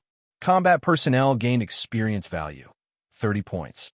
These mechanical creations did not have experience bars, so they could not level up by killing monsters. They could only upgrade their parts later to improve performance. Over there, Sarah was also killing with ease, taking out each Ice Nest monster in one hit. Killed Ice Nest Monster LV7, gained experience value 70 points. Killed Ice Nest Monster LV6, gained experience value 60 points. The system prompts kept appearing. From the start of the battle, less than 2 minutes had passed. The 30 to 40 Ice Nest monsters that appeared in the Ice Nest had already been eliminated by Assam and his team. The newly joined Tree Spirit clan stood dumbfounded in place, shocked as they watched the figures fighting beyond the territory. Territory member Chow raised his tone. Ladies and gentlemen, this is the power of the Lord. The Lord's divine might is vast. Other polar people, along with other subjects, also shouted in unison. The Lord's divine might is vast. The Tree Spirit clan exchanged glances, seeing surprise and shock in each other's eyes. In their hearts, hope seemed to rekindle. Even the petite nymph tightly clutched the hem of her clothes, her eyes filled with fiery intent. They completely believed Chow Yi's words. The power of this territory was strong enough to protect their safety. Meanwhile, Chao Xing suddenly noticed, as system prompts kept appearing. Territory member, Valina, has been won over by your territory's power. Loyalty has increased. Current loyalty, 81. Territory member, Nif, has been won over by your territory's power. Loyalty has increased. Current loyalty, 82. Territory member, Chao Xing looked back in surprise, also seeing Chao Yi standing next to the Tree Spirit clan. He speculated that the changes in the Tree Spirit clan might be related to Chao Yi. After all, he had a basic speech mastery. Chao Xing mused silently. This Chao Yi is a talented person indeed. Let's see if we can get him a reincarnation book in the future, so he can have combat abilities too. Such talent should be well cultivated. Then, he started cleaning the battlefield with Lu Muxue. Under the corpses of these Ice Nest monsters, he found some fragments and some white stones. Acquired Ice Crystal Stone Green, *1. Acquired Ice Glacier Sliver, *1. Acquired Ice Dragon Mark, *1. Where Ice Glacier Sliver and Ice Dragon Mark? Chao Xing checked at a glance. Ice Glacier Sliver, special material. Sliver containing faint giant dragon power, used for crafting Zhuang series equipment and items. Ice Dragon Mark, special item. Collect a certain number after the new expansion opens. Can be used to exchange for some precious items, including Zhuang series equipment blueprints items. After examining these two materials, Chao Xing nodded in realization. It seems these two materials are related to the upcoming expansion and can be used to exchange for good items. At this point, he seemed to think of something. This stuff seems tradable in the market. If that's the case, should I stockpile more? When a new version updates, I can directly exchange them. Though he did not know what these Ice Dragon marks could be exchanged for, anything related to the giant dragon must be pretty significant. Chao Xing's mind became active with ideas. Of course, other survivors were not foolish. After seeing the item descriptions, they would know the preciousness of these materials. Unless something could be offered that they desired most and urgently needed. Dabai, make it shut up. Dabai, standing to the side, immediately charged forward upon hearing this. Thud! Thud! Heavy footsteps approached like a war machine. The Ice Nest hoof saw Dabai charging and was unyielding, lowering its head to engage in a test of strength with Dabai. Thud! Thud! Thud! The two colossal creatures collided. However, at the moment its horn clashed with Dabai's tusk, the rhino monster was sent flying. At this moment, Dabai continued its charge, with a flick of its tusk, followed by a stomp. -934. -877. Crunch! Dabai's massive forehoof crushed the rhino monster's head. It was dead beyond saving. A system prompt appeared before Chao Xing. Your pet, Dabai has killed Ice Nest Hoof LVL-10, gaining 180 experience points. Combat personnel gained 90 experience points. At this moment, Dabai still stood on the rhino monster's corpse, looking at Chao Xing with hopeful eyes. Chao Xing patted its elephant hoof, praising, "Well done, Dabai." Dabai shook its head, seemingly a bit pleased from the master's praise. Meanwhile, the subjects looked at this scene in bewilderment. They had expected a fierce battle, yet in an instant, the outcome was decided. What a powerful mammoth! Once again, they were in awe of the immense power of Chao Xing's territory. Underneath the ice nest hoof's carcass, Chao Xing found 4 ice dragon marks and 3 ice glacier slivers. A decent haul. Unfortunately, these monsters hatched from the ice nest do not drop equipment. Then, Chao Xing continued to order Sarah destroy this ice nest. Sarah nodded, the shadow blade slicing through. -745, -777. Your territory member, Sarah Blade Dance, successfully destroyed the ice nest, gaining 100 experience points. Combat personnel gained 50 experience points. Acquired Ice Dragon Mark *20. Huh, actually got 20 Ice Dragon Marks directly? Chao Xing's eyes shone. Destroying an ice nest was worth dozens of monster kills. Not bad. Nodding in satisfaction, he said, "Let's head back." Chao Xing led the team back to the territory with great momentum. As soon as they returned to the territory, all the subjects kneeled down respectfully. Subject Chao, he took the lead and shouted, "Welcome back in triumph, Lord. The Lord's might is magnificent." Other subjects also shouted in unison, "The Lord's might is magnificent." They looked up excitedly at this group of powerful warriors, their eyes full of fervor. Chao Xing paused, shook his head, and did not say much more. However, he did see subject Chao Yi in a higher regard. This guy really understood the way. He was a true expert in conducting promotions. Chao Xing nodded slightly. "Rise, my subjects." Upon receiving the command, the subjects stood up, but their eyes remained fervently on the warriors, including the Tree Spirit clan on the side, who also felt a strong sense of belonging to this territory. Nif, encircled by the crowd, appeared extremely inconspicuous. She repeatedly raised her head and then lowered it again, nervously clutching the hem of her clothing, as if she was making a difficult decision. Chao Xing noticed this snow princess-like girl, seeing that she seemed to have some concerns. So he spoke, "Nif, is there anything you need to report to me?"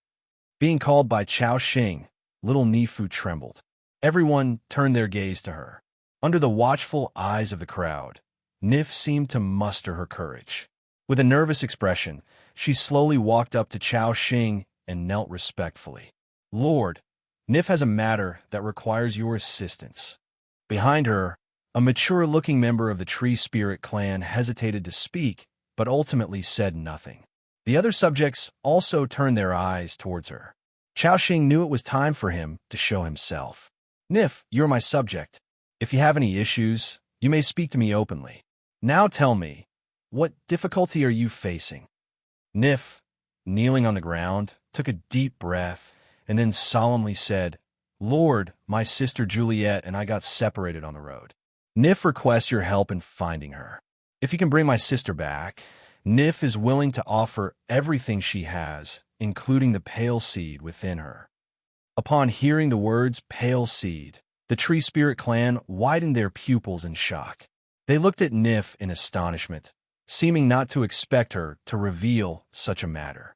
Among them, the mature member of the Tree Spirit clan instinctively wanted to stop Nif.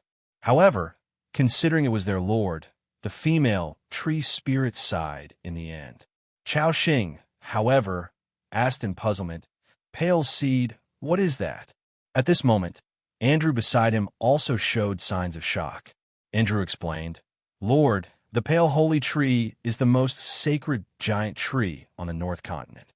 It is said to be as tall as the heavens, possessing infinite great power, even capable of foreseeing the future. Guardians can approach this holy tree at intervals with a question, any question, and the holy tree will have an answer. Apart from the unique pale holy tree, there are some seeds sown by the holy tree, which grow into new pale trees. Although not as miraculous as the pale holy tree, they possess unique great powers. It is said that territories that plant the pale tree receive a mysterious blessing. After listening to Andrew's explanation, Chao Xing's pupils suddenly widened. He also understood the importance of Nif's so-called pale seed. You mean there's a pale seed within your body? Nif nodded gently, her exquisitely sculpted face carrying a look of anticipation. Chao Xing nodded in sudden realization. Without a doubt, the pale holy tree was sacred and formidable. Even the ability to foretell the future was incredible no matter where it was placed. But unfortunately, the holy pale tree was also destroyed in the catastrophe of the giant dragon resurgence. And even if this tree's seed couldn't foresee the future, it surely possessed incredible power. Didn't Andrew say so? A territory that planted the pale tree would be blessed. Seeing Chao Xing in thought, Nif spoke with a trembling voice. Lord, I beg you, as long as you can bring back my sister, I'm willing to promise you anything. Nif's eyes were filled with a yearning look. Chao Xing did not rashly agree, but decided to gather some information first. So he asked, Nif, do you still remember where you and your sister got separated? Nif quickly replied, it was in the Borealis Mountains. We were camping with Uncle Hilton in a forest when we got attacked by giant trolls from the mountaintop. The whole camp was in chaos. In the melee, a giant troll targeted our tent. My sister, to protect me, deliberately led that giant troll away. By the time the guard team repelled those giant trolls, my sister was already gone. Later, we looked for a long time, but couldn't find any trace of my sister. Uncle Hilton said she had perished. Boo-hoo. Lord, I can sense that my sister is not dead. She is still alive. She's all alone in that freezing mountain range, surely helpless. Please save my sister. Nif finished speaking and pressed her forehead to the ground. A system prompt appeared. Your territory member. Nif is asking for your help to go to the Borealis Mountains and find her missing sister. Task reward. Pale seed *1. Accept. Chao Xing fell into contemplation again. Mainly, he didn't know how far the Borealis Mountains were from him, nor how dangerous they might be. So, he opened the Gale Snow Plain map and found the location of the Borealis Mountains on it. He took a look. This mountain range was vast, consisting of over a dozen peaks stretching for dozens of kilometers. It was over 30 kilometers away from the camp. At this time, the subject, named Dahua, cautiously spoke. Lord, the Borealis Mountains are one of the more treacherous ranges nearby, and many caravans pass through there. Many powerful demon creatures live there. Even those seasoned caravans could encounter mishaps. Upon hearing Dahua's explanation, everyone understood the dangers of that mountain range. Clearly, going to rescue Nif's sister at this time would involve considerable risk. Everyone was waiting for Chao Xing's decision. When he noticed the coordinates of the Borealis Mountains, his eyes suddenly lit up. These coordinates seem to match the ones on the Goblin Treasury key I received. Chao Xing was stunned, and he quickly looked at the key description in his backpack. Possessing this key allows you to open the Goblin Treasury at coordinates 32141, 23513, 3521. Wow, it really is. Didn't this mean Chao Xing could first go in search of Juliet and, at the same time, complete the task for that key? Thinking of this, he immediately made a decision. That was to accept this task. One action, 2 rewards, why not? Even if it involved risks, he was committed. Chao Xing bent down, supporting Nif's arm. This was his first time having physical contact with a member of the Tree Spirit clan, and it was not as cold as imagined, but had a faint warmth to it. Nif was startled by Chao Xing's action. Her sobs instantly ceased, and her eyes showed a hint of shyness. However, Chao Xing only helped her up and quietly said, Nif, since you joined my territory, you are one of us. Your family is naturally our family too. As your lord, protecting family is a duty I must fulfill. Don't worry, no matter how dangerous the Borealis Mountains may be, I will find your sister. Upon hearing these words, a misty wateriness appeared once again in Nif's sky-blue eyes. She was wholly moved by Chao Xing's words. Thank you, honorable lord. You have successfully accepted the task. Nif's request. Subjects. Nif's goodwill has increased. Current goodwill, 87.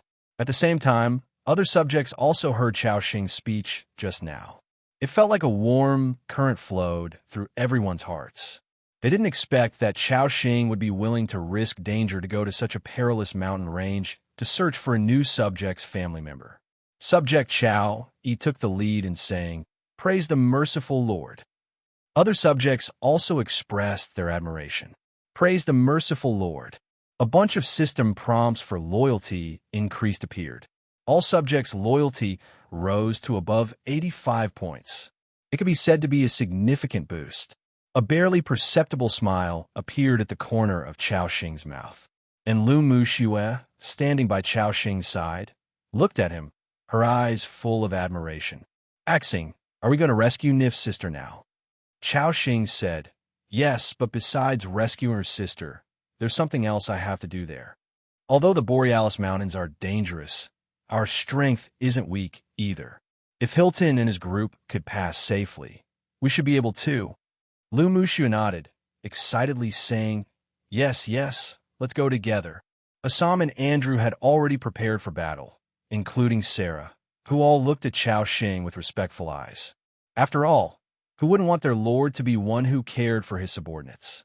However, before setting off, Chao Xing needed to examine what items dropped from the frost goblins to see if they could be used to enhance their strength.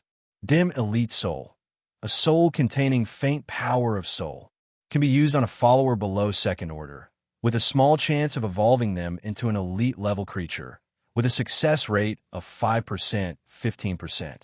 This thing was similar to the Demon Spider Essence, which could upgrade ordinary creatures to elites. However, the success rate was so ridiculously low that he wasn't expecting much. Chao Xing checked the second item. Ascalon Archer Recruitment Scroll Blue.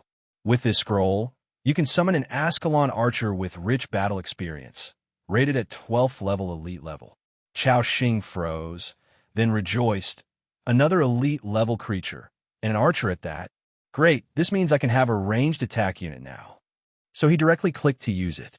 A system prompt appeared. Would you like to consume the scroll to summon an Ascalon Archer? Yes. At that moment, Ascalon Archer, Renai's Hawkeye, reporting to you. Chao Xing met her sharp gaze and then solemnly said, welcome, Renai's Hawkeye. Let's build a territory full of glory together. This time, Chao Xing's words didn't seem to have much effect. Renai's expression grew gloomy when she heard the word glory. Honored Lord, the Ascalon Kingdom has already fallen. My glory has vanished. At this moment, upon hearing these words, Chao Xing felt somewhat awkward. He didn't know that the Ascalon Kingdom had already fallen. These words were equivalent to opening Renai's wounds. At this point, Lu Muxue gently walked to Renai's side, took her hand, and said, Renais, past glory is indeed worth following, but it's more important to cherish everything in the present. Would you be willing to join us in reclaiming your glory? Hearing this, Renais lifted her blue gaze, nodded, and said, I am willing. Then, she gratefully said, Thank you, beautiful Lord. Lu Muxue turned around and gave Chao Xing a gentle smile. Chao Xing grinned, surprised by Lu Muxue's talent in this area, and gave her thumbs up, seeing Renais gradually regain her fighting spirit. Then Chao Xing said as usual, Well, Renais, please accept the blessings we bestow upon you. Renais did not refuse, nodding her head. Chao Xing raised the magic wand, consecutively casting the Ice Armor skill, Ice Healing skill, and Frost Armor buffs. Then Lu Muxue also consecutively cast Aurora Blessing and Courage Blessing, in addition to Yelena's Scale Armor and Snake Man Tribe Frenzy. Altogether, 7 permanent statuses were conferred. Everyone could feel that the aura on Renais had significantly strengthened. Her body froze in place. Like other new members, her face showed strong shock. Then, she gently bowed, respectfully saying to Chao Xing, Thank you for your blessing, dear Lord. Your power is as radiant as the stars. Meanwhile, a system prompt appeared in Chao Xing's ear. You help territory member. Renai's Hawkeye improved strength. Loyalty has increased. Current loyalty 74. Chao Xing nodded with satisfaction. He began to examine Renai's attributes. Ascalon Archer, Renai's Hawkeye, race, human clan, level 12-10-99/30,000. Life value, 3,460, equipment bonus. Attack power, 312-331. Armor, 107-114. Attributes, power 144, agility 157, spirit 141, constitution 140. Skills, weakness strike. Aim at the enemy's weak point, causing critical strike damage. Wind chasing arrow, shoots a high-velocity arrow, causing 135% damage to the enemy. Hunting Eye opens the Hunting Eye status for 10 seconds, increasing critical strike rate by 30%, accuracy by 20%, and the ability to see through illusions. Talent, none. Bonds, Archer. When the team includes 3 or more archers, critical strike rate increases by 10%. With more than 10, it increases by 20%. Satiety, 76. Loyalty, 74. Chao Xing nodded, not bad. As an elite-level archer, Renai's strength could be described as formidable. Now, everything was ready. After learning from Nif about the approximate location where she and her sister got separated, Chao Xing nodded. Nif softly asked, Lord, do you need me to go with the team? Chao Xing shook his head, replying, No need. I already know the location, so leave it to us. Nif didn't have much combat power. Besides, they had to open the goblin treasury this time, and there might be unexpected situations inside. Therefore, she wouldn't be coming along. Chao Xing looked at the followers below, then loudly said, Set out. Target Borealis Mountains. Dubai raised its head first, letting out a long howl. Moo! Assam and Andrew turned around and walked toward the snowy ground. 3 robots follow behind. A group of people left in a majestic manner. Chao Xing continued to lead Yelena to guard the territory, since she could level up while staying there. He also left 1 ground drilling robot to help with mining and defend the territory. These mechanical constructs didn't have experience bars, so taking them or not made no difference. Under the gaze of the subjects, Chao Xing and the group quickly vanished into the vast snowy plain. At the same time, in another corner of this snowy plain, a group of survivors gathered in a certain camp. The number of them was around 40 to 50. They seemed to be discussing something. At this moment, a middle-aged man wearing a black cotton jacket stood in the middle of the group and said, I'll go over the plan for this operation again. When we arrive at that coordinate, observe the situation first, let Little Monkey scout ahead. Then wait for Little Monkey's signal before we all charge in. Does everyone understand? The other survivors replied, Understood. A younger-looking survivor added, Boss Ji-Jun, rest assured. Among us, many have already recruited creatures, level 5 wild boar warriors, level 7 Ascalon monks. Brother Huang, one is even more impressive. He has an 8th level elite assassin. Together with ourselves, at least 60 people. If this Chao Xing dares to come out, we'll crush him with a single step.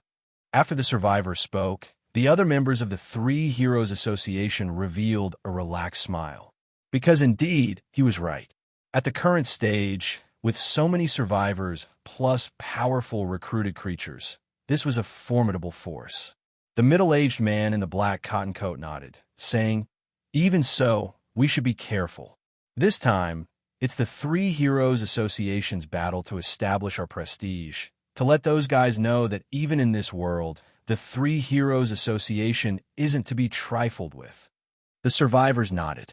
Soon, they began their actions. Their target was the coordinate point given by Chao Xing.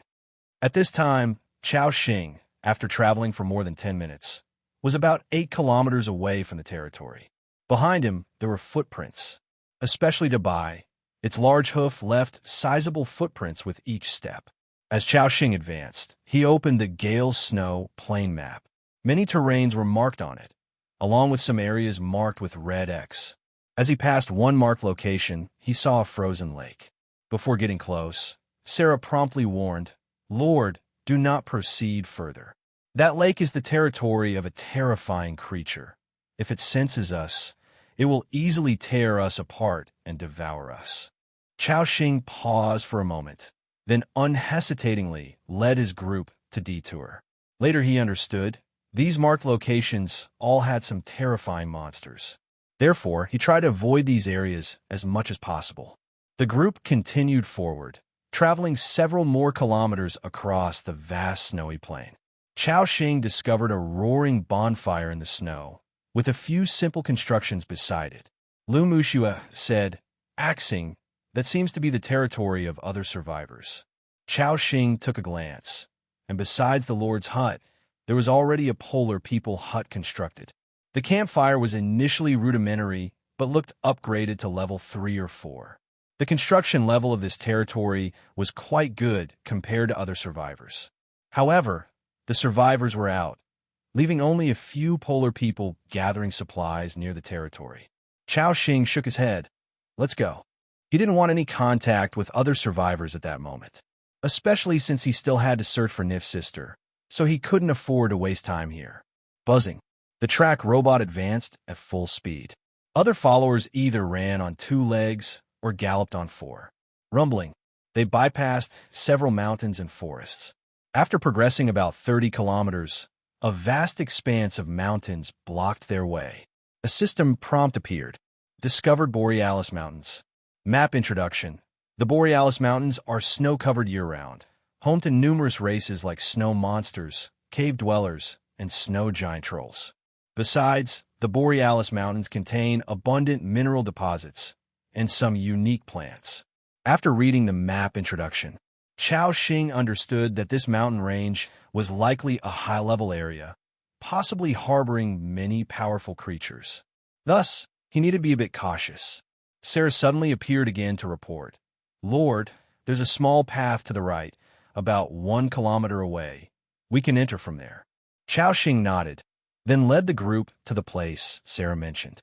Amidst dense silver fir trees, there was a mountain path about 2 to 3 meters wide.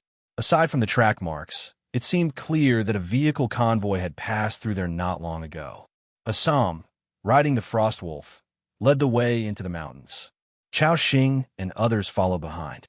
Upon entering the forest, sounds like monkey shrieks began echoing constantly. "Oh, oh, oh, oh, woo!" Lu Muxue, somewhat frightened, held on to Chao Xing's sleeve.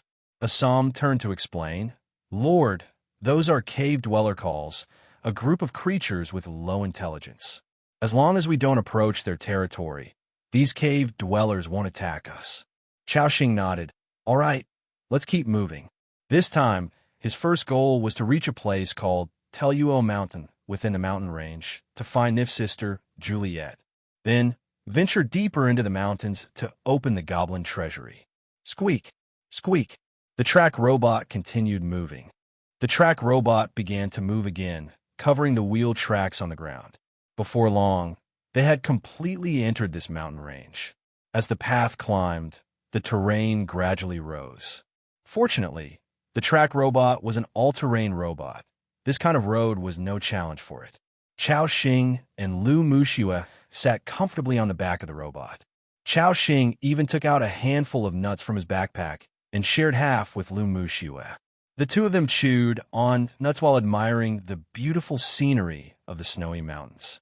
From the looks of it, they didn't seem to be on an adventure. Instead, it looked like a leisure trip. Not long after, Chao Xing suddenly noticed what seemed to be battle signs on the road ahead. 2 or 3 overturned carriages lay in a mess on the ground. The icy snow was marred by patches of glaring blood. Swoosh! Assam was the first to draw his long sword, entering an alert state. Chao Xing said, "Assam, go investigate what happened ahead." "At your command, Lord." Upon receiving the order, Assam immediately maneuvered the Frost Wolf forward. It wasn't long before he returned to report. "Lord, it was a human merchant caravan ahead of us. It seems they were attacked and have been completely wiped out." Chao Xing furrowed his brow, in confusion. Merchant caravan? Could it be Hilton's group? Assam shook his head. No, it was the Giant Commerce's carriage. I saw a fist emblem on it. Chao Xing nodded in realization. Giant Commerce was one of the three renowned trade associations, alongside Black Lion Commerce and Moon God Trading House, something Hilton had mentioned before. Attacked? Do we know who did it? Assam nodded. Judging by the signs of battle and footprints on the ground, it seems they encountered the forest snow monsters. These are fierce, violent creatures that target humans when they can't find food in the snow. Chao Xing furrowed his brow. How strong are these forest snow monsters? Assam pondered. Forest snow monsters vary in strength, but most are not very powerful. It's said that they are guardians of the mountain god. Chao Xing nodded. After hearing Assam mention that these forest snow monsters weren't particularly strong, he began to relax. Otherwise, he would have decided to retreat immediately. Chao Xing nodded again. Let's go over and take a look. Then, he approached the three overturned carriages. When Chao Xing saw the contents of the carriages, his eyes lit up. Inside the overturned carriage were several cargo boxes filled with various items. Chao Xing climbed down and approached one of the carriages. A system prompt appeared. Discovered Giant Commerce cargo box. Open it. Chao Xing clicked yes without hesitation. Successfully opened. Obtained Medina Rose Red Wine, *32. Obtained Vitama Champion Liquor, *30. Obtained Goat Milk, *7 cans. Obtained Yak Meat, *372. Obtained Sour Orange Juice Marinated Fish, *172. Most of the contents in the first carriage were food and some beverages. In such icy conditions, these supplies were extremely valuable. They could fetch high prices in the towns. Chao Xing's eyes gleamed when he read the descriptions of the two types of wine. Medina Rose Red Wine. Consuming it instantly restores 400 blood volume and increases spirit by 10 points for 300 seconds, but there's a 50% chance of entering a drunken state. A favorite among knights, sold in the Territory Tavern, with a chance to attract powerful knights. Vitama Champion Liquor. Consuming it instantly restores 300 blood volume and increases power by 10 points for 300 seconds, with an 80% chance of entering a drunken state. A favorite among polar warriors, sold in the Territory Tavern, with a chance to attract powerful warriors.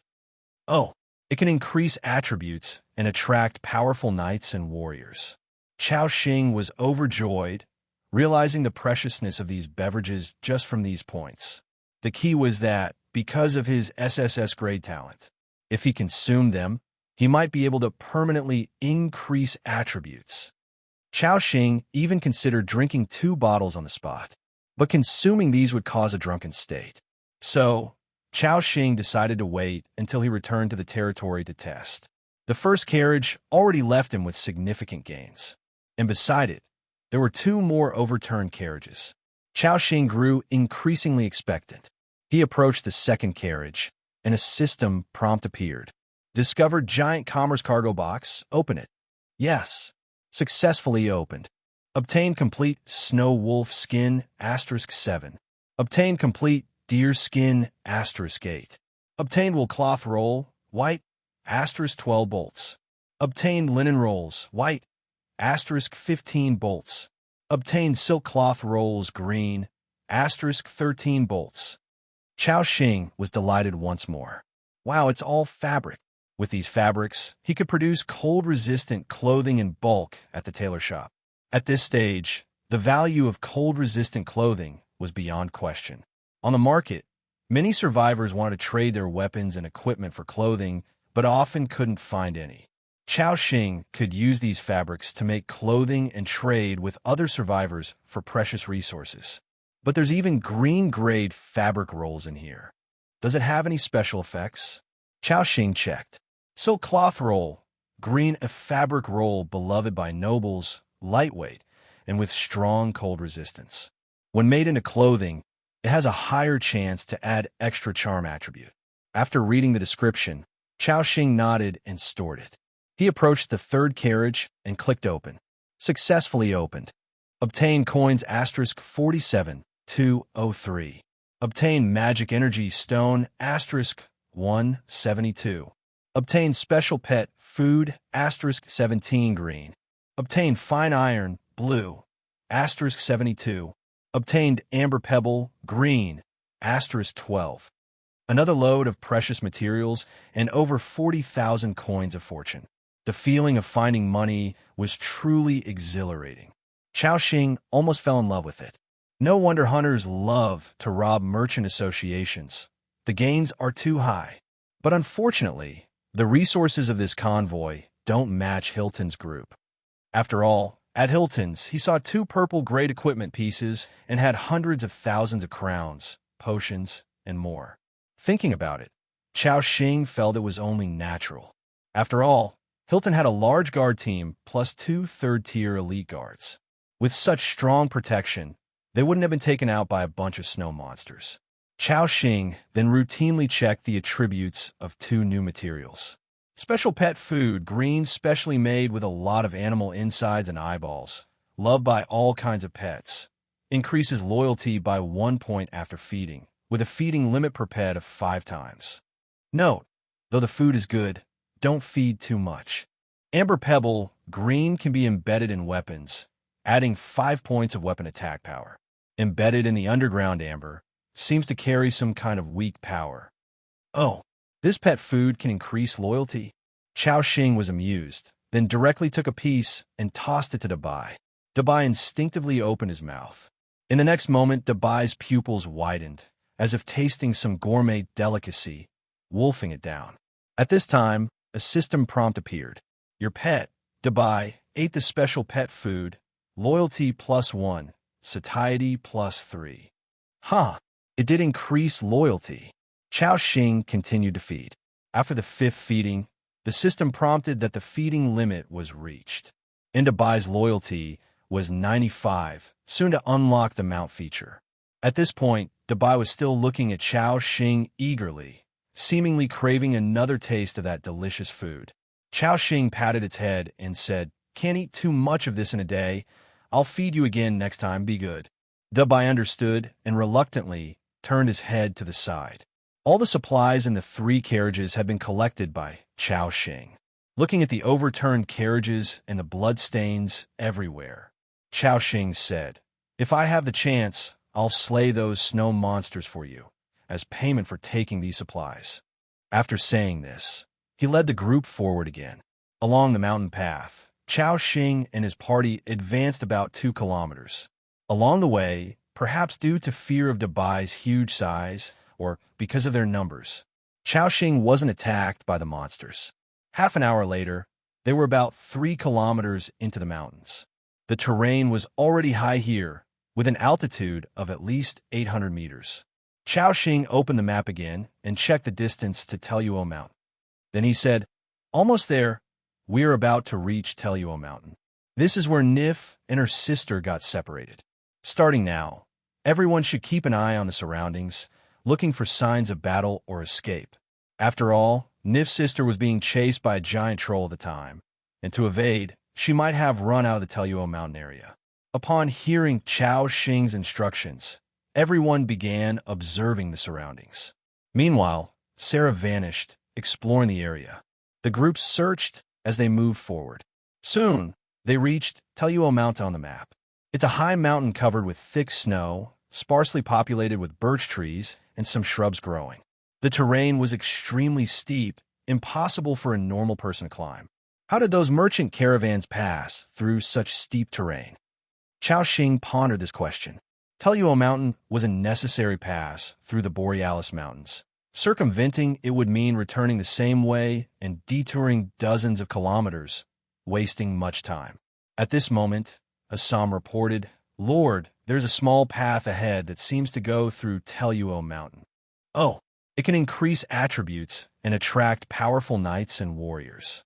Chao Xing was overjoyed, realizing the preciousness of these beverages just from these points.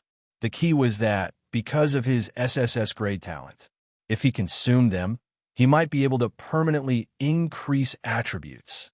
Chao Xing even considered drinking 2 bottles on the spot, but consuming these would cause a drunken state. So, Chao Xing decided to wait until he returned to the territory to test. The first carriage already left him with significant gains, and beside it, there were two more overturned carriages. Chao Xing grew increasingly expectant. He approached the second carriage, and a system prompt appeared. Discovered giant commerce cargo box, open it. Yes, successfully opened. Obtained complete snow wolf skin, *7. Obtained complete deer skin, *8. Obtained wool cloth roll, white, *12 bolts.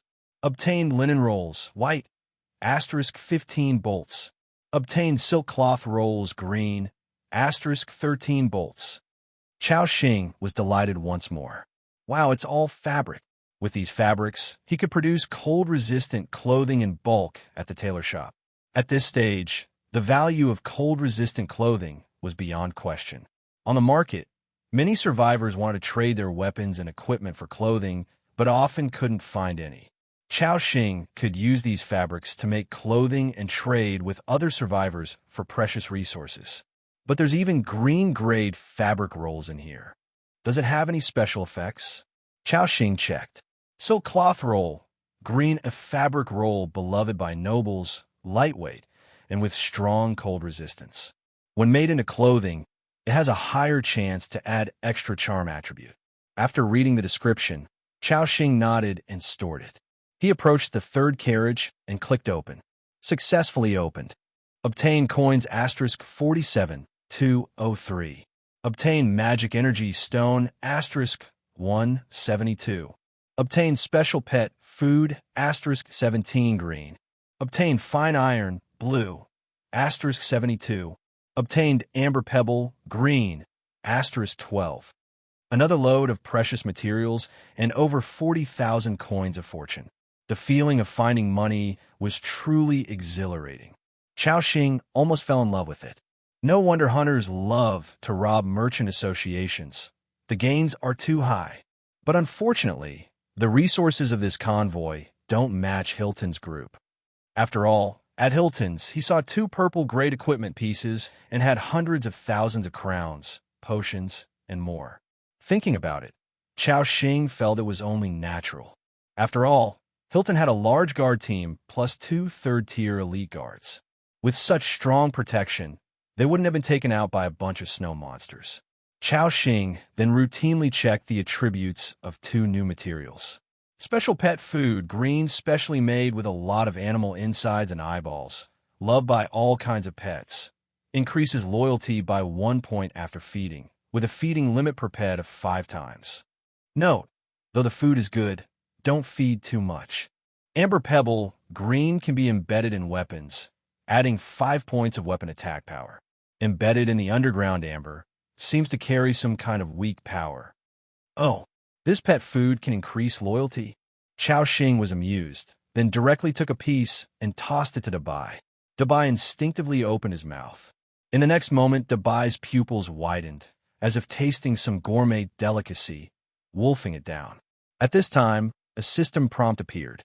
Your pet, Dabai, ate the special pet food, loyalty +1, satiety +3.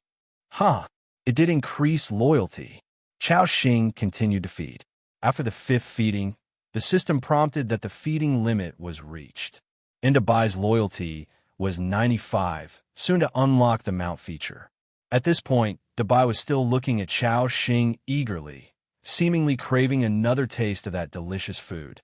Chao Xing patted its head and said, "Can't eat too much of this in a day. I'll feed you again next time, be good." Dabai understood and reluctantly turned his head to the side. All the supplies in the 3 carriages had been collected by Chao Xing. Looking at the overturned carriages and the bloodstains everywhere, Chao Xing said, "If I have the chance, I'll slay those snow monsters for you, as payment for taking these supplies." After saying this, he led the group forward again. Along the mountain path, Chao Xing and his party advanced about 2 kilometers.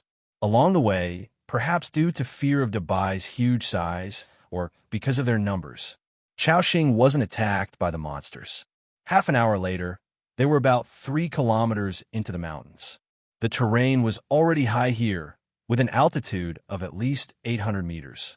Chao Xing opened the map again and checked the distance to Teluo Mountain. Then he said, "Almost there. We're about to reach Teluo Mountain. This is where Nif and her sister got separated. Starting now, everyone should keep an eye on the surroundings, looking for signs of battle or escape. After all, Nif's sister was being chased by a giant troll at the time, and to evade, she might have run out of the Teluo Mountain area." Upon hearing Chao Xing's instructions, everyone began observing the surroundings. Meanwhile, Sarah vanished, exploring the area. The group searched as they moved forward. Soon, they reached Teluo Mountain on the map. It's a high mountain covered with thick snow, sparsely populated with birch trees and some shrubs growing. The terrain was extremely steep, impossible for a normal person to climb.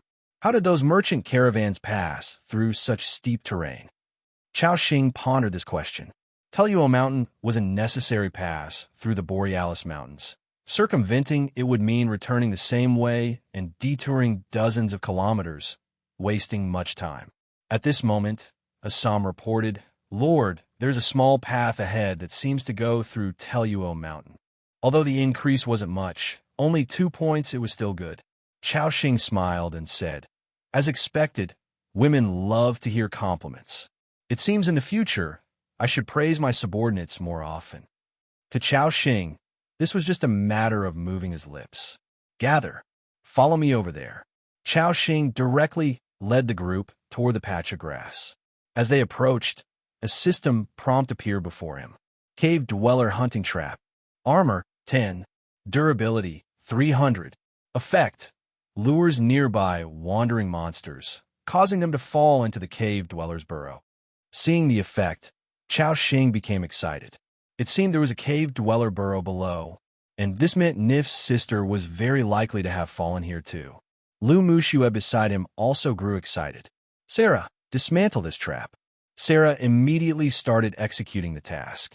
Swish, swish, swish. In just a few swift moves, the hunting trap was dismantled. Dismantled cave dweller hunting trap. Gained experience value, 20 points. After the trap was dismantled, Chao Xing saw a deep hole below. He dropped a stone down, and soon there was a sound. This indicated that the hole wasn't deep, approximately 3 or 4 meters. However, the diameter of the hole was small, only enough for an adult to pass through. This meant that the strong Andrew, the mammoth Dabai, and several robots could only stay outside. Chao Xing pondered for a moment. Fortunately, his strongest combat power, Sarah, could go down with him. Thus, Chao Xing directly ordered Assam, "Sarah, Renais, come down with me. Everyone else, stay above." Assam flipped off the back of the Frostwolf. "As you command, my esteemed lord." He took the lead and jumped into the hole. The second to go down was Sarah, followed by Renais. Chao Xing and Lu Mushue also jumped down last. Both were level 6 and level 7, respectively, with greatly enhanced attributes. This height was no problem for them. Thud. After the two landed steadily, they found themselves in a dim environment. "You have discovered a hidden area. Cave Dweller's Cliff Cave." Seeing the system prompt, Chao Xing's eyes lit up. Wow, this is actually a hidden area. Based on Chao Xing's previous experiences, hidden areas often house some special items. These special items had some unexpected effects. Lu Mushue also wore a pleased expression. "Great. Axing, little Nifu's sister is likely in here too." Chao Xing nodded. The environment inside the cave dweller's cave was very dim, with monkey-like calls echoing within. "Whoa, whoa, ooh." Chao Xing didn't delay, having the recruited creatures quickly lead the way ahead. They advanced roughly 700 to 800 meters down a passageway. From this, it was apparent that the cave was genuinely deep. Fortunately, this passageway didn't have any branches. Moreover, they hadn't encountered any cave dwellers. Chao Xing wondered aloud. Strange, where did this group of cave dwellers go? At that moment, Chao Xing suddenly noticed a small wooden door on the adjacent wall. The wooden door was unlocked and easily pushed open. Squeak! As the wooden door opened, a system prompt appeared. Discovered cave dweller's bedroom. Damn it, we've ended up in the cave dweller's sleeping quarters? Chao Xing rummaged through it, finding some materials in the corner of the cave, and tucked them all away. Obtained dry food, *5. Obtained sticky liquid, *3. Obtained wool scraps, *7. Obtained cave dweller totem, *1. Chao-Shing nodded. Though these are just odds and ends, the sticky liquid is pretty good and can fetch a good price. In addition to that, there was a wooden totem carved with a beast skull. Cave dweller totem, accessory. Item attribute. Wearing it increases power by 2 points. This totem is carved with the mountain god's mark, granting a slight mountain god blessing. Increasing 2 points of power, not bad. Chao-Shing already possessed one accessory, the Carrot family's family crest, and a survivor could equip up to 4 accessories simultaneously. Chao-Shing equipped it straight away. Then, Chao-Shing exited the cave dweller's bedroom and continued deeper into the passage. There seemed to be many small wooden doors here, all leading to the cave dweller's sleeping quarters, possibly offering some finds. But now, Chao-Shing needed to hurry to find Juliet and couldn't linger here for long. Thus, he suppressed his urge to scavenge and continued forward in the cave. After advancing another 200 to 300 meters, Chao-Shing vaguely saw, up ahead in the passage, 3 creatures were hunched, tall, and slender with long arms. Their bodies were covered in gray fur, looking like mutated gorillas. Cave Dweller Warrior LV-13. Race, Cave Dweller. Life value, 2140/2140. Attack power, 243-257. Skills, Giant Power, increases power by 20%. Shattering Stone Throwing, throws stones, causing 60% of attack damage to the enemy. Talent, none. These 3 Cave Dweller Warriors also noticed Chao-Shing and the others. They immediately opened their large mouths. Whoa, whoa, whoa. It's humans, we can't let them disturb the mountain god's ritual. Capture them. The cave dwellers immediately raised their weapons and hopped toward them. Seeing this scene, Chao-Shing's mouth twitched. These cave dwellers couldn't run normally. They could only rely on jumping to move, an abstract way of moving. Chao-Shing ordered, "Finish it quickly." Next moment, Sarah, Renice, and Assam launched their attacks. Renice stood straight like a sturdy pine, highlighting her naturally ample chest as more rounded and full. The bowstring in her hand was fully drawn, and then the arrow was released directly. Whoosh! The sound of arrows piercing the air came, and an arrow instantly shot forth. It hit directly into a bouncing cave dweller's chest. Thud! -574. This arrow triggered a weakness strike. Ow! The cave dweller gave a cry of pain. At that moment, a shadow blade silently extended out. Swish! Swish! Sarah immediately entered chain/mode. -874. -853. 2 horrifying damage numbers floated up.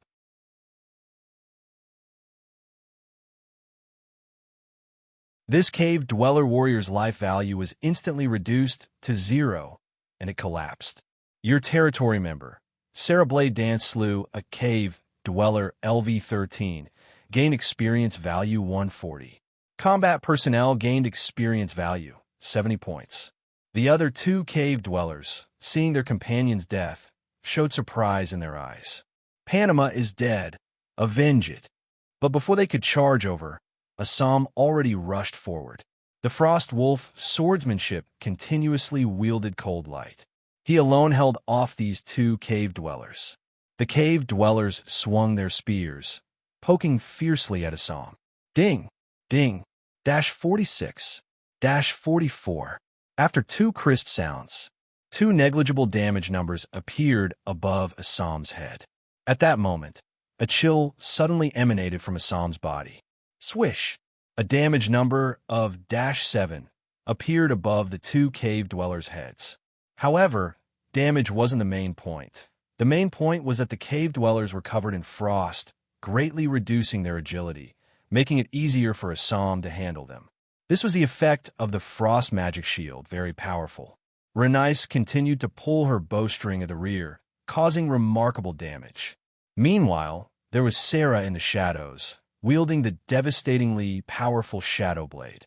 In less than 10 seconds, the remaining 2 cave dwellers were also swiftly slain by them. With numerous statuses empowering them, they all had the war power to fight against creatures of the same boss level. So, such a battle posed no pressure on them. "Well done, you are the finest warriors," Chao Xing casually praised. Looking at the corpses of these 3 cave dwellers on the ground, the next step was to harvest the spoils of war. In his eyes, there was a hint of anticipation.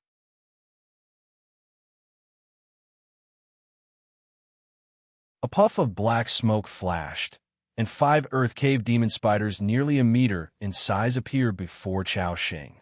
He didn't rush these demon spiders to attack. Instead, he gathered magic power and swiftly cast a skill, Summon Frost Elf. "Wandering frost elves of the world, I summon you in the name of the Paisai goddess." After the chant, a surge of magic power appeared. Before Chao Xing stood 2 frost elves about 1.5 meters tall, their bodies entirely azure blue. Like the demon spiders, these summoned creatures were not in a buff status, so they couldn't be enhanced by the eternal power talent and would disappear in due time. Chao Xing said, "Mushue, buff up." Lu Mushue nodded immediately. "May the light of courage bless you all." Instantly, the attack power of all demon spiders and frost elves increased significantly. Then, Chao Xing cast Frost Magic Shield, Ice Healing Skill, Ice Armor Skill, and other statuses on one of the demon spiders. At this moment, Assam was besieged by a group of cave dwellers, with numerous damage numbers appearing above his head. Although the damage wasn't high, there were simply too many cave dwellers attacking him. Assam's blood volume was like a flowing river. Chao Xing ordered all 5 demon spiders and 2 frost elves to rush out and support Assam. Rustle, rustle, rustle. Then, he looked at the archer beside him. "Renice, help Assam fight and share the pressure." Renice didn't hesitate and rushed into the cavern. A group of cave dwellers, upon noticing Renice, their eyes lit up. "There's also a desecrator here, and it seems to be a woman. Capture her and sacrifice her to the mountain god." Instantly, a dozen cave dwellers charged at Renice, including 1 elite-level cave dweller, relieving the pressure from Assam. Meanwhile, the 5 demon spiders and 2 frost elves were also engaged in battle with the cave dwellers. Now, Assam fought alone against 2 elite cave dwellers, plus a dozen ordinary cave dwellers, holding his own. In contrast, no longer able to overwhelm Assam with numbers, this powerful knight fully unleashed his potential.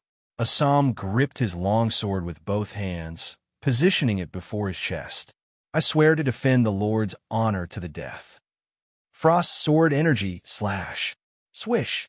Sword chi swept through, causing a flurry of damage numbers, and cries of agony erupted among the cave dwellers. Not only that, a surge of cold ice aura erupted from Assam, significantly hampering the cave dwellers besieging him. Seeing this, Chao Xing felt assured. "Mushue, protect me." With that, Chao Xing drew out the Barrett. After buying 100 bullets from Hilton, he no longer worried about running out of ammunition. Lu Mushue nodded earnestly, holding a shield, protecting Chao Xing. And Chao Xing, after locking onto a target with Barrett's sight, pulled the trigger. Bang! A gunshot rang out, and a blood hole appeared in one cave dweller's head. 1374. Headshot. The cave dweller's life value instantly dropped to 0, dead as could be. Successfully killed cave dweller LV7. Gained 70 experience points. 2 seconds later. Bang! Another gunshot resounded. 1121. Armor break.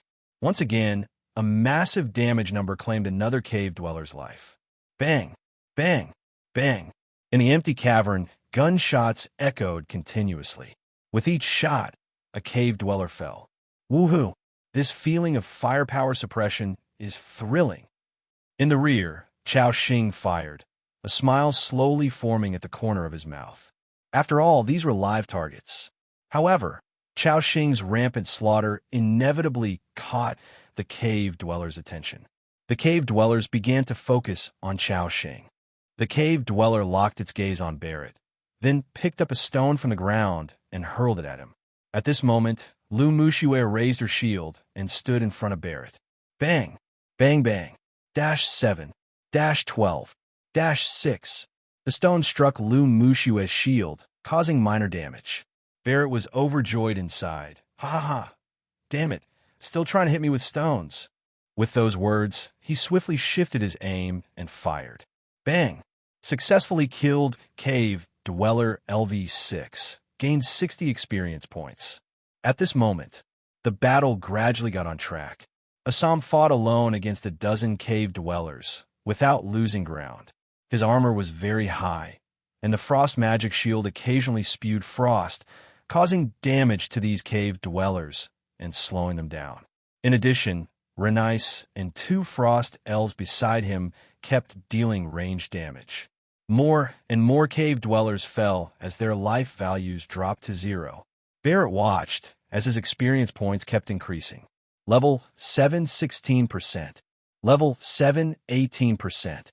Before long, it rose to 36% at level 7. The tree spirit woman, bound on a stone, watched the battle below with the corner of her eye.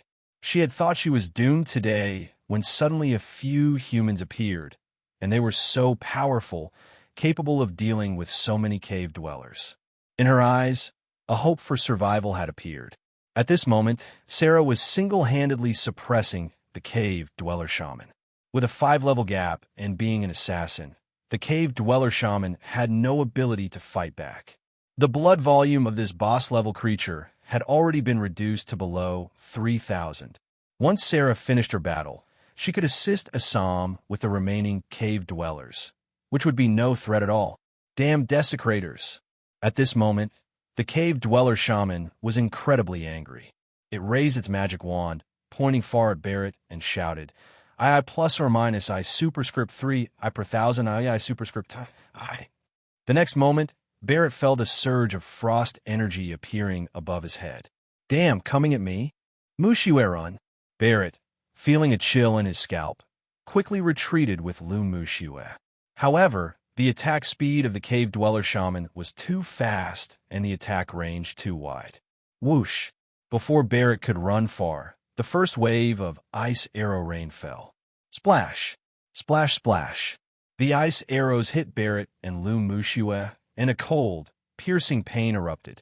-374. -335. A damage number appeared above both of them, their blood volume dropping below half in an instant. Damn it!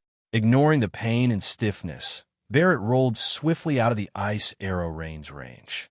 Lu Mushue also wielded her shield, narrowly escaping the strike. However, this scene left Assam and Sarah with frightened faces. They saw Barrett almost being taken down by the cave dweller shaman, and Assam even wanted to rush over in panic. But seeing them unharmed, they both sighed in relief. At this moment, Sarah appeared incredibly furious. Despicable creatures, how dare they offend the Lord? In the next moment, she entered a frenzied state. Like a tigress, she fiercely pounced beside the cave dweller shaman, and the shadow blade slashed furiously. Slash! Slash! Slash! The mountain god protection of the cave dweller shaman was ruthlessly shattered by Sarah. Terrifying damage numbers floated in the air. Damn it! The screams of the cave dweller shaman kept echoing, and its blood volume continued to decrease. Meanwhile, after that incident, Barrett became more cautious. At the same time, he held up the Barrett, constantly monitoring the cave dweller shaman's blood volume, ready to seize the kill at any moment. As he watched, the boss's blood volume dropped below 1,000. At this moment, the cave dweller shaman raised its magic wand and unleashed a blast of icy air at itself. A green number of plus 650 suddenly appeared above its head. Damn, it can heal too? Barrett was stunned. Although it healed a lot, to Sarah, it was just a matter of one slash. She swung her sword once. Slash! -773. This time, without Barrett's prompting, she already stopped her attacking motion. At the same time, Barrett, who had been waiting for the opportunity, directly pulled the trigger. Bang! -664.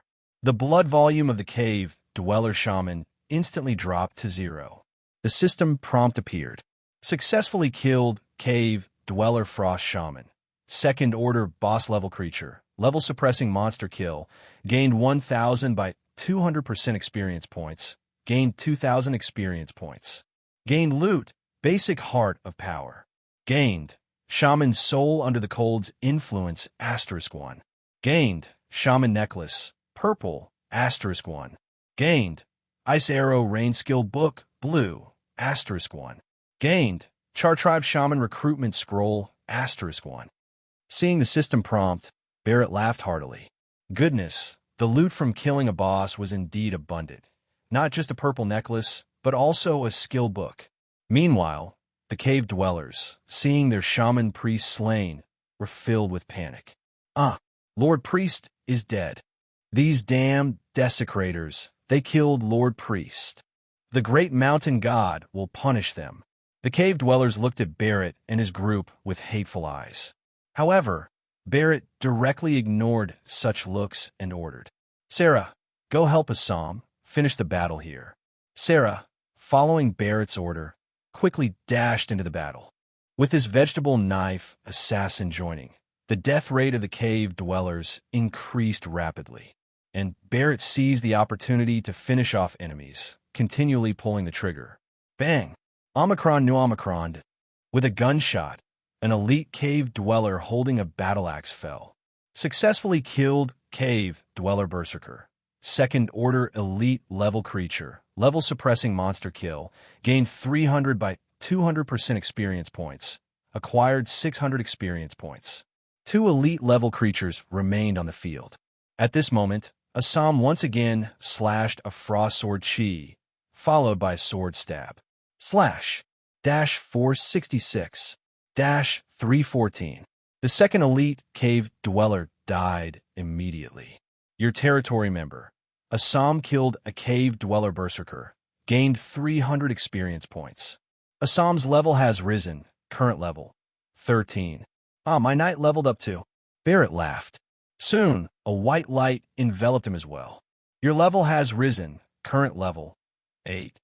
This upgrade received attribute upgrade, power +2, agility +1, spirit +5, constitution +2. Then, it was Lu Mushue's turn. She also advanced to level 7. This cave provided them with a massive amount of experience due to the numerous cave dwellers. When the last cave dweller was dealt with, the cave fell silent. At this moment, Assam returned to Barrett's side from the battlefield, then said, "Mission accomplished without failure, Lord." His blood volume had dropped below 20%.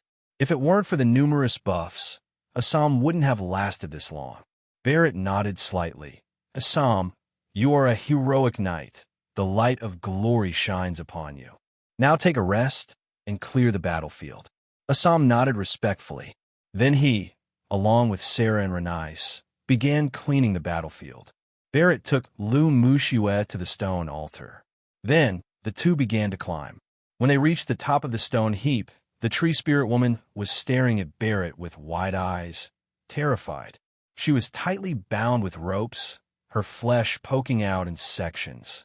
As white as porcelain, her long legs were exposed. The scene was somewhat provocative. Barrett also saw her attributes. Plant Scholar, Juliet LV8. Rank, First Tier, Elite Level. Life Value, 760. Skill, Plant Mastery. Having read various plant-related books since childhood, stores vast knowledge on the subject, can clearly distinguish characteristics and growth habits of certain plants and herbs. Talent, Guardian of the Pale Tree. No doubt, this was Nif's sister, Juliet. She was also elite level, seemingly with a decent skill. A talent indeed, Barrett gestured. Mushua, untie her ropes. Lu Mushua nodded gently, then swung her iron sword, cutting all the ropes around Juliet. The tree spirit clan woman, free from her bonds, hugged her legs and curled up. She looked at Barrett with a face full of fear, her whole body shaking. This scene, how to put it, it was like a little girl caught in a cave looking at a bad guy. And Barrett was the bad guy. Barrett awkwardly coughed twice. Hello. Upon hearing Barrett open his mouth, the Tree Spirit Clan woman became even more terrified, for she had just witnessed this man leading a group of powerful beings to defeat all the cave dwellers. This was someone far more powerful than the cave dwellers. Seeing she seemed scared out of her wits, Barrett said directly, "I am Lord Barrett, commissioned by your sister Nif to search for your whereabouts in Trin Mountain. Now, I intend to bring you back to my territory." Barrett stated his identity and intention clearly. Hearing Nif's name, Juliet stopped trembling and cautiously asked, "Little Nifu sent you Euro. Is she okay?" Barrett nodded. "She's well. The Black Lion commerce brought her near my territory. I took them in, and now Nif is under my care." Thinking it over, Barrett felt the words didn't sound right, so he corrected himself.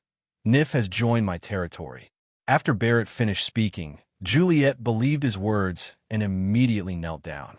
"Thank you, mighty and benevolent Lord Barrett. The pale tree will protect you." Barrett nodded.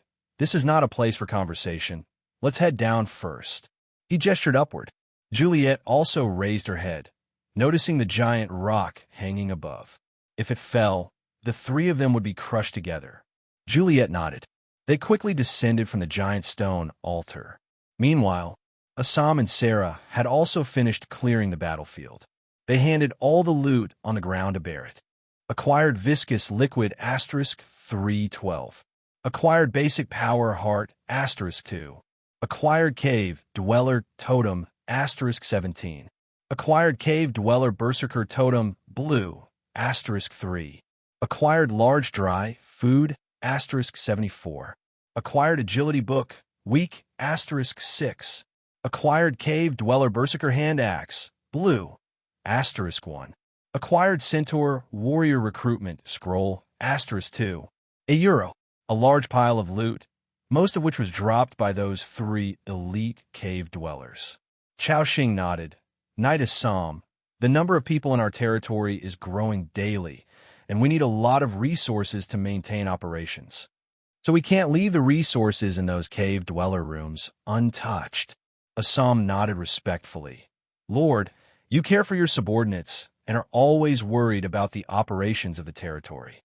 Assam will do his utmost to help bear the pressure." After speaking, he turned and began to gather resources. Chao Xing then looked at Sarah next to him. "Sarah, scout around the area to see if there's another passage leading outside. With so many cave dwellers living here, they couldn't rely solely on that small entrance. There must be another way out." Sarah nodded, then vanished from the spot. "Renice, I need you to search the cave for hidden areas like treasure chests or other items." This tall archer turned and left, searching the cave according to Chao Xing's instructions. Now, only the three of them remained on the scene. Chao Xing looked at Juliet nearby. "So, Juliet, that's the situation as I mentioned. Not only your sister Nif, but other members of the Tree Spirit clan have also joined my territory. Now, would you like to leave with us? I'll take you back to my territory to reunite with your sister."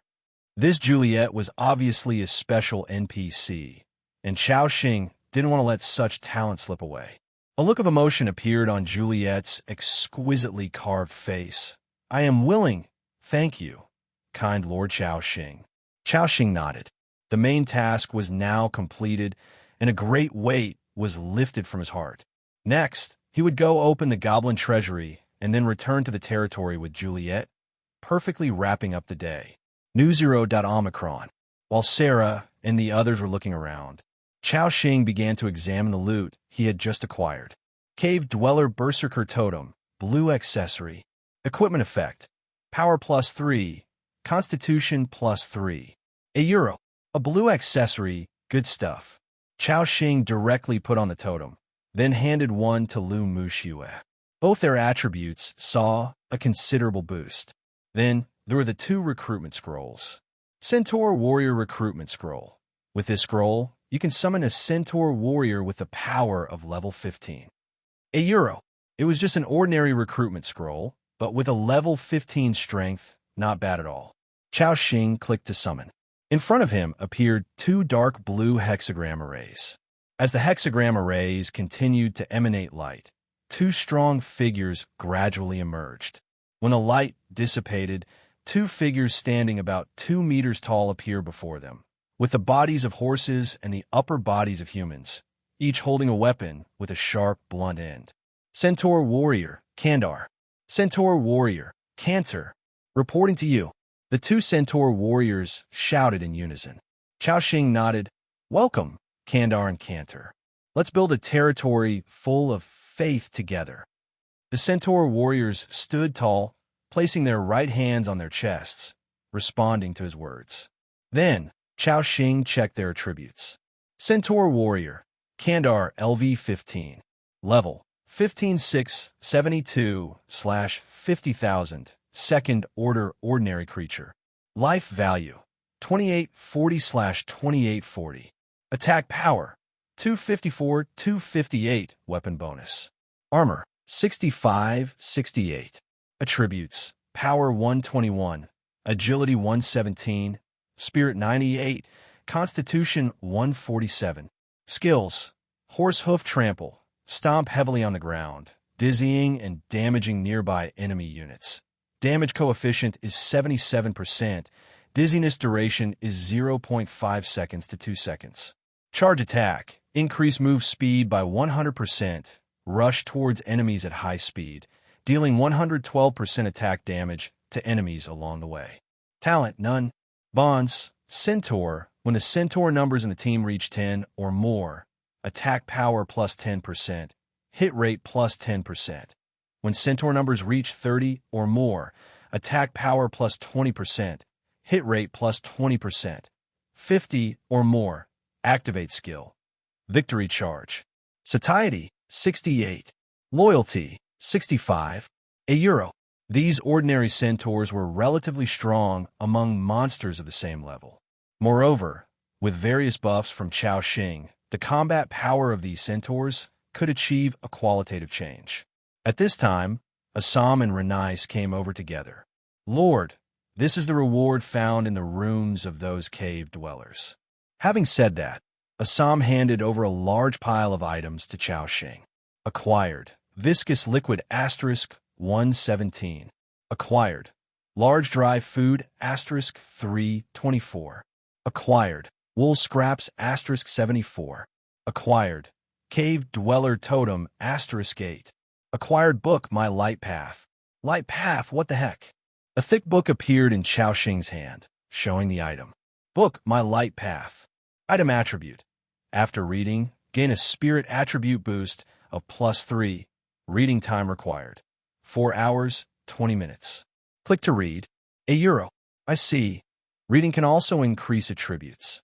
Is this what they call knowledge is power? And the key point was, after reading this book himself, he could trade it for others to read. Renice, standing nearby, reported, Lord, we didn't find a treasure box in the cave, but I found a storage box behind a stone gate. Upon hearing this, Chao Xing's eyes lit up. A storage box, great. The contents of a storage box were often more valuable than a treasure box, and perhaps it could yield a black diamond, making him rich. Renice, well done, take me to see it. In no time, Chao Xing arrived in front of the stone gate Renice mentioned. The stone gate was already open, revealing a storage box inside. Chao Xing walked over. Cave Dweller Storage Box, blue.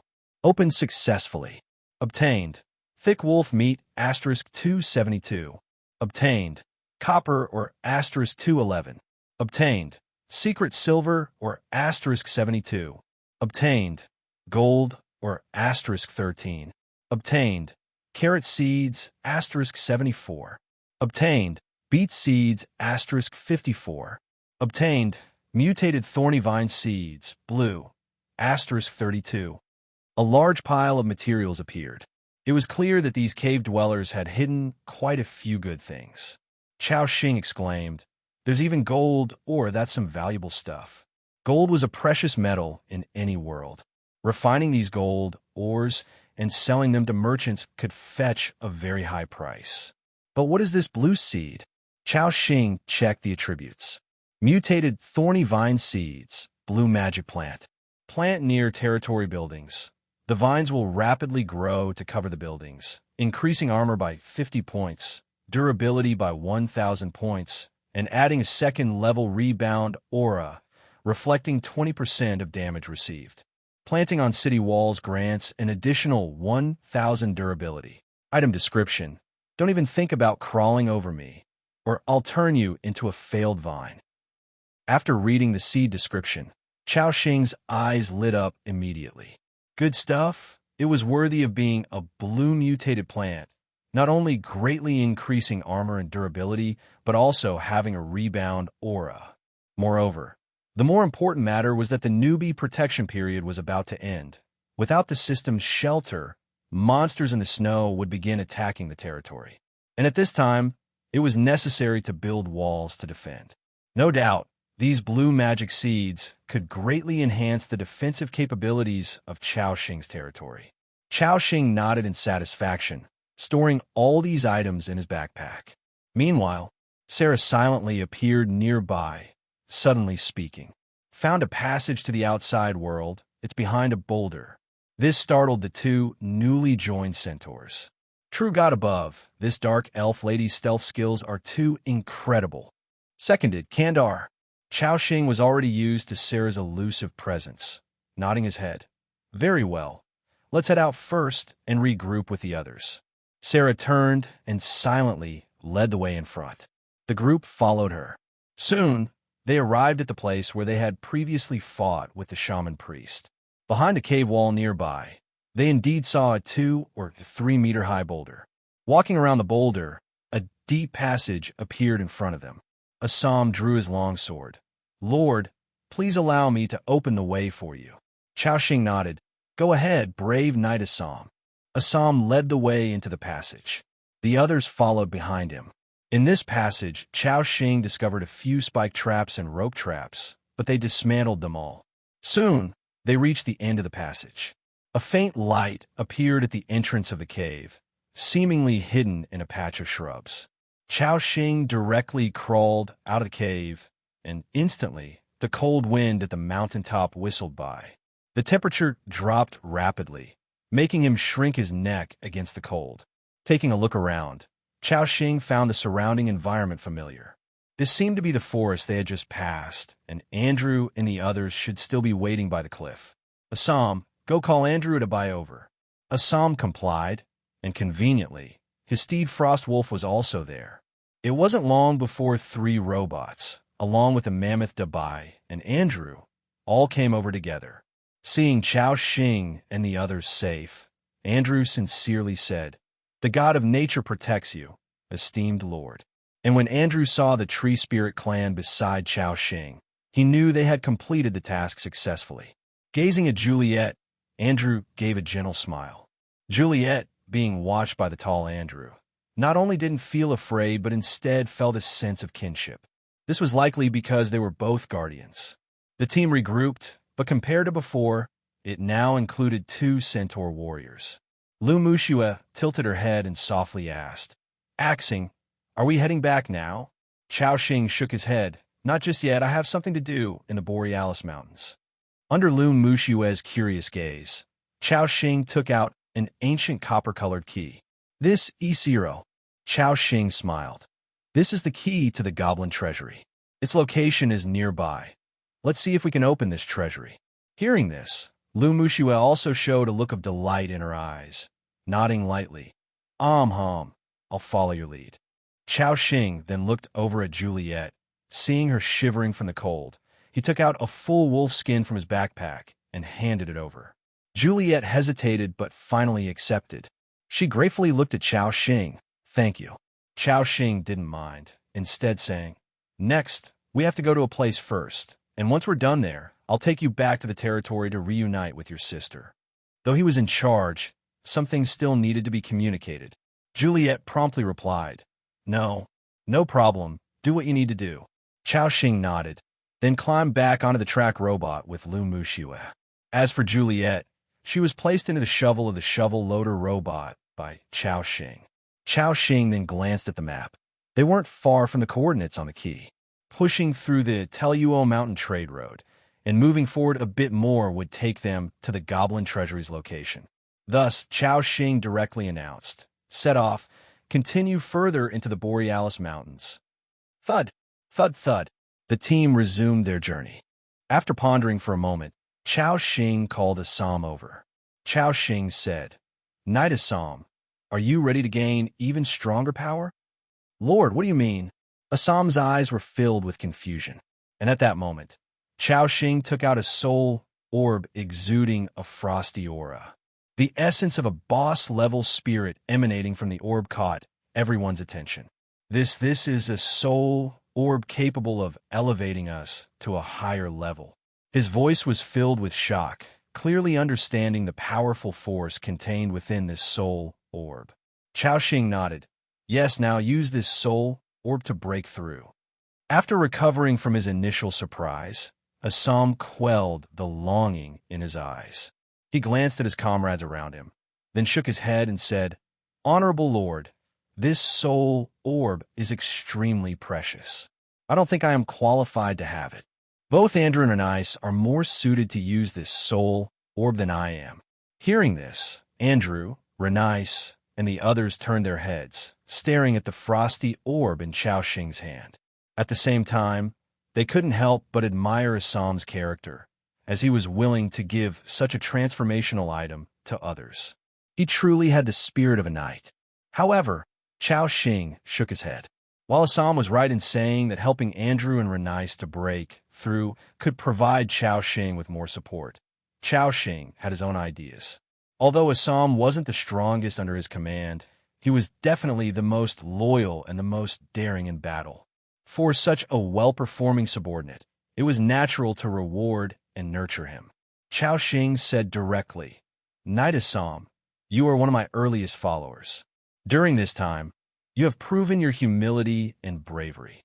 Use it and gain stronger power to better aid me in our territory." At this moment, a trace of tears appeared in Assam's resolute eyes. He took the orb with trembling hands. "Thank you for your trust, Honorable Lord. You are like the moon in the sky, guiding me through the night." Your territory member Assam, moved by your generous act, has further increased in loyalty. Due to his full loyalty, a special effect is triggered, Deadly Loyalty. Deadly Loyalty permanently maintains maximum loyalty and is immune to any effects of disloyalty. Seeing this system prompt, Chao Xing was taken aback. So, it triggered a hidden effect? With loyalty that would never decrease. It meant never having to worry about Assam's betrayal. It seemed not bad at all.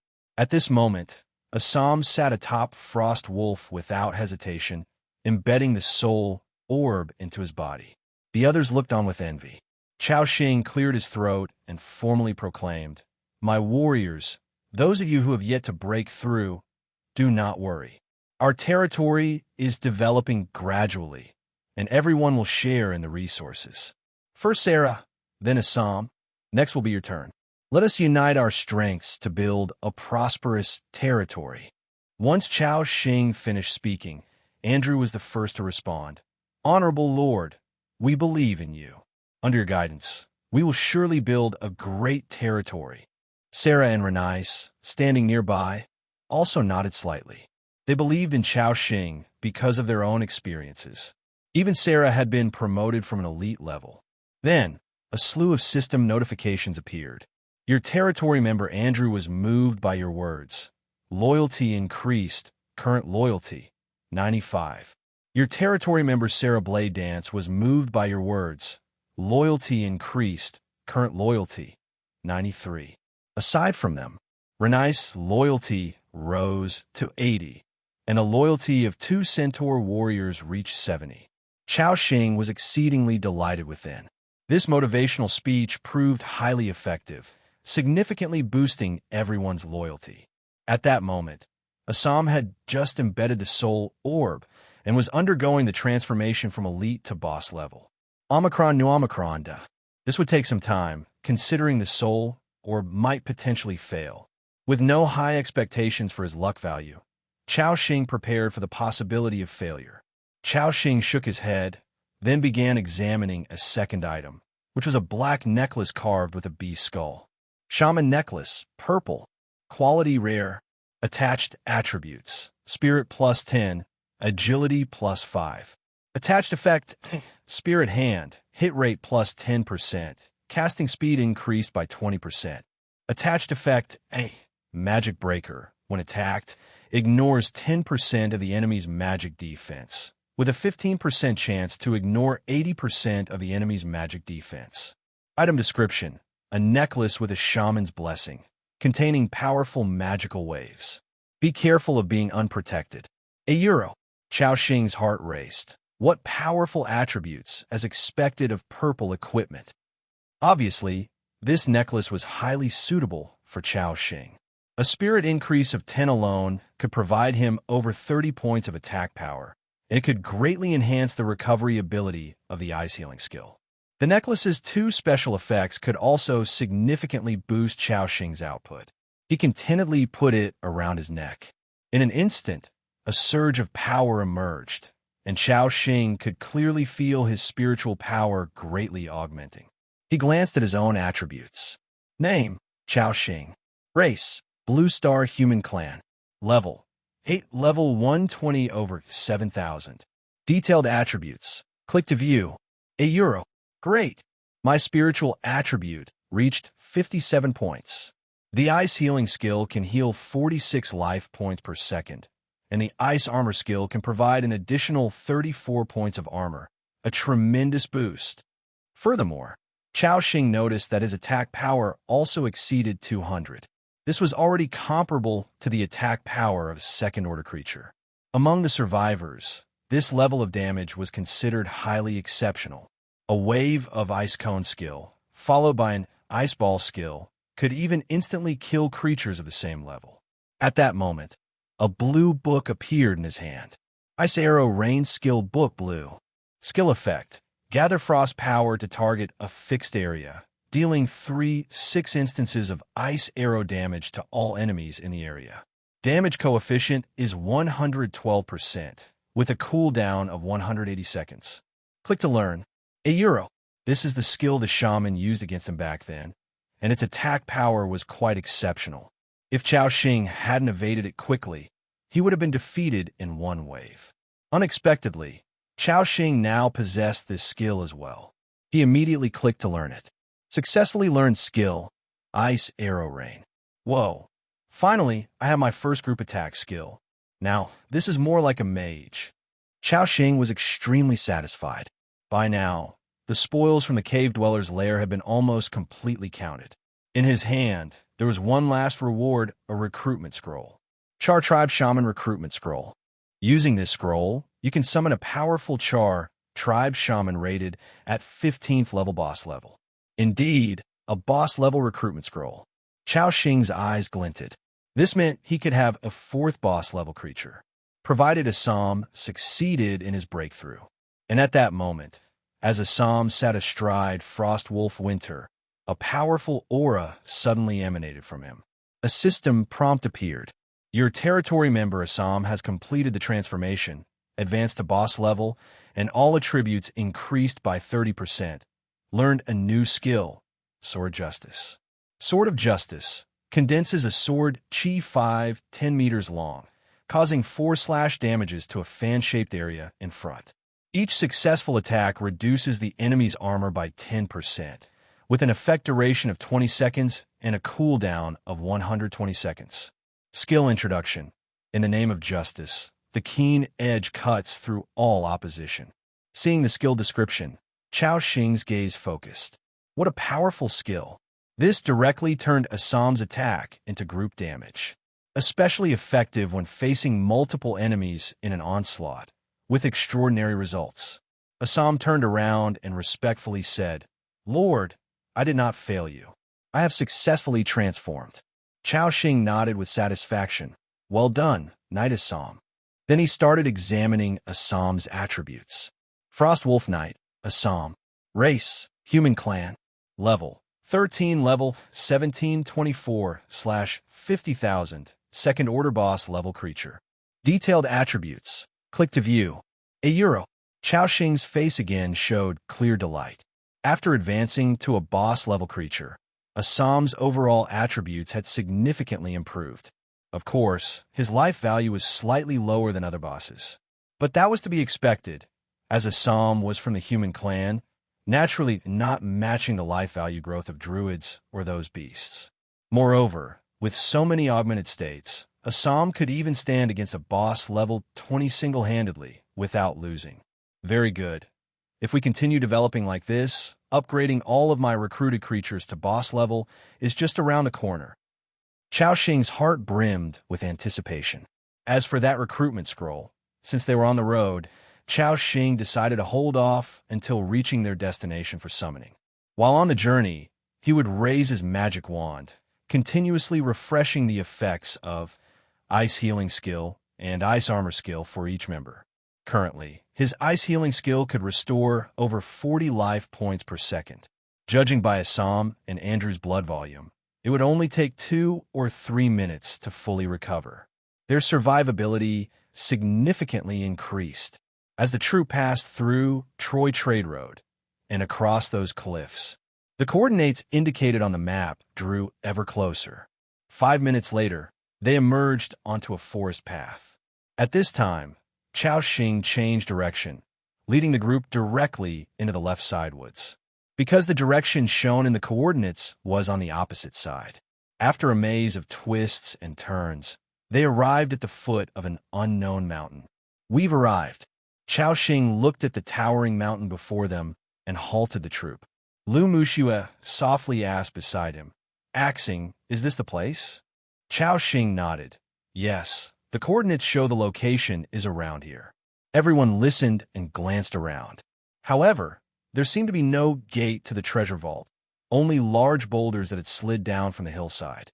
After examining the area, they didn't find any relevant clues. Chao Xing fell into deep thought. Because the system would not make mistakes, according to the coordinates on the key, it should be around here. But they hadn't found it. This suggested that the goblin treasury was likely a hidden area. Thus, Chao Xing ordered, "Search the area to see if there's any hidden passage or something." Andrew and Assam, among others, received the order and began to search around. As the saying goes, many hands make light work, and soon they searched every corner of the area. Moments later, Sarah made the first discovery. She stopped at the foot of the mountain, in front of a pile of collapsed rubble. I sensed a faint magical fluctuation here. Hearing this, Chao Xing's eyes lit up. He maneuvered the track robot over to Sarah's side. Perhaps because Chao Xing was not of a high level, he hadn't sensed any magical fluctuations there. But Sarah wouldn't lie. So, he called over the shovel loader robot and commanded, "Clear away this rubble for me." The shovel loader robot obeyed immediately. Buzz, buzz, buzz. The energy core began to run at full power.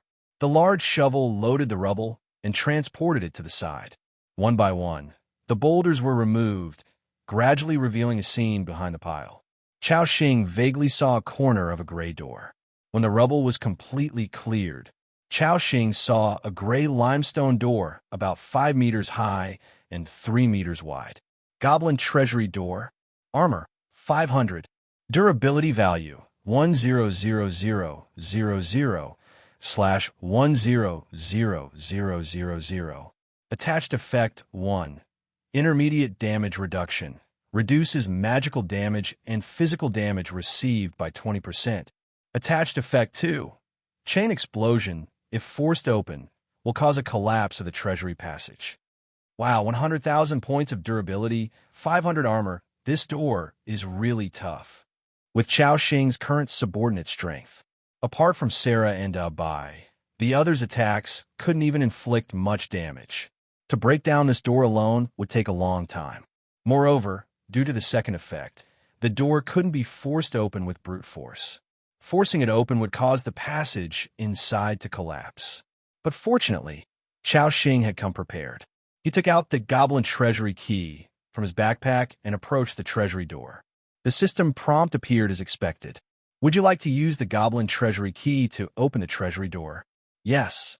In the next moment, the key in Chao Xing's hand disappeared. Creak, creak. The sound of the key turning echoed in Chao Xing's ears. A few seconds later, everyone felt a vibration beneath their feet.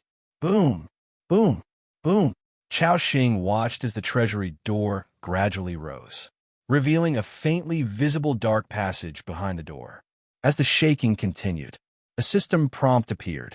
The treasury door is slowly opening. Boom! Boom! Boom! The ground kept shaking. About 30 seconds later, the door was fully raised.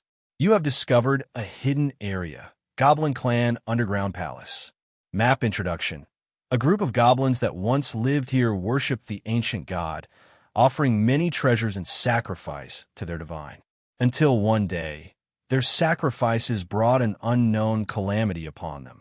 The goblins chose to seal the palace entrance to contain the calamity. After reading the map introduction, Chao Xing was stunned. So, it's not a treasury, but an underground palace? Note, the Goblin Palace is a high-level area. It is recommended that at least 4 survivors with second-order strength team up to explore. Upon hearing this system prompt, Chao Xing frowned. Requiring a team of at least 4 second-order survivors meant that the monsters inside could be of a very high level. Counting the robots, and I have as many as 10 second-order creatures under my command. And they all have my buffs, making their actual combat strength much stronger than average second-order creatures. By this calculation, my war power should be stronger than a team of 4 second-order survivors. Thinking of this, Chao Xing's eyes lit up. By his calculations, his war power should be able to challenge this area. Chao Xing made up his mind, which was to go in.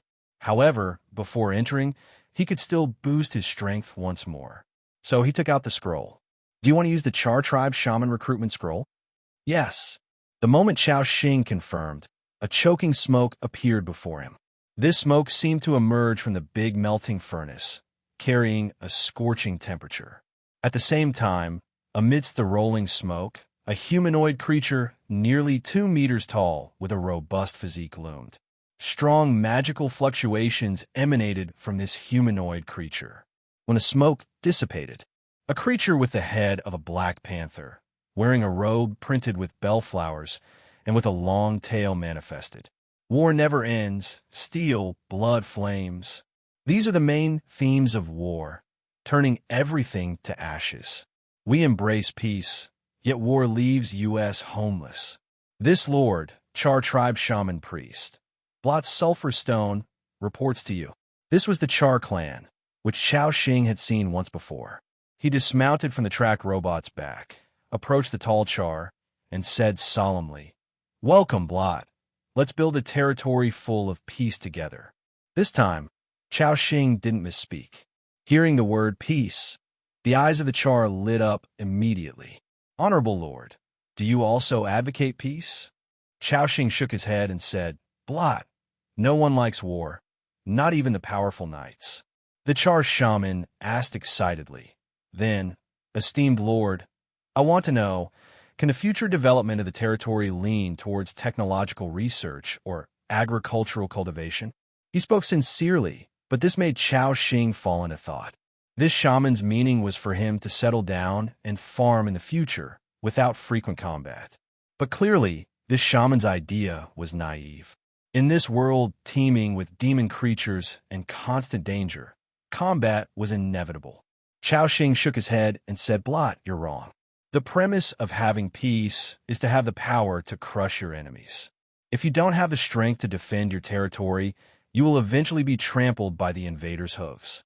Perhaps past wars made you lose your home, your family, and everything, even causing you to despise power. But you must know, power itself is not scary. The scary thing is its master." Upon hearing the last sentence, Blot Sulfurstone's feline eyes widened suddenly. Power itself is not scary. The scary thing is its master.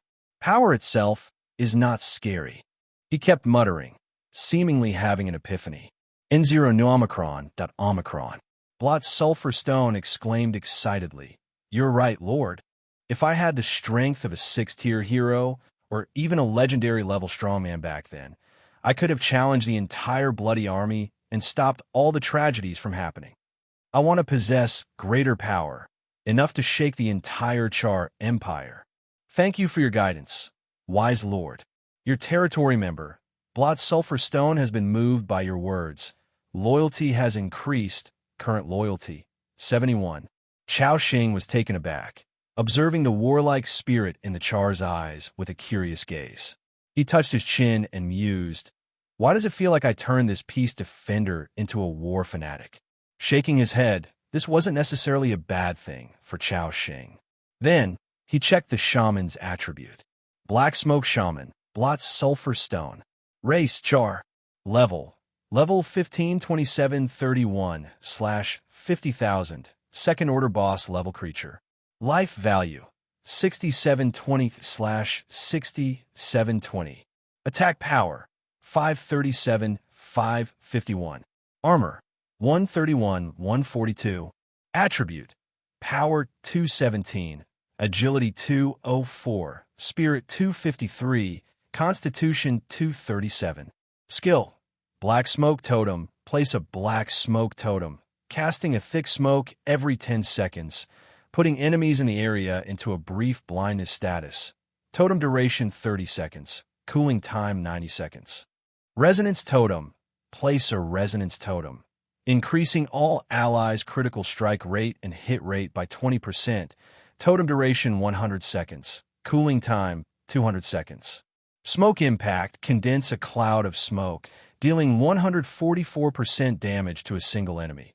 If used on an ally, restore Spirit asterisk 1.5 in life value.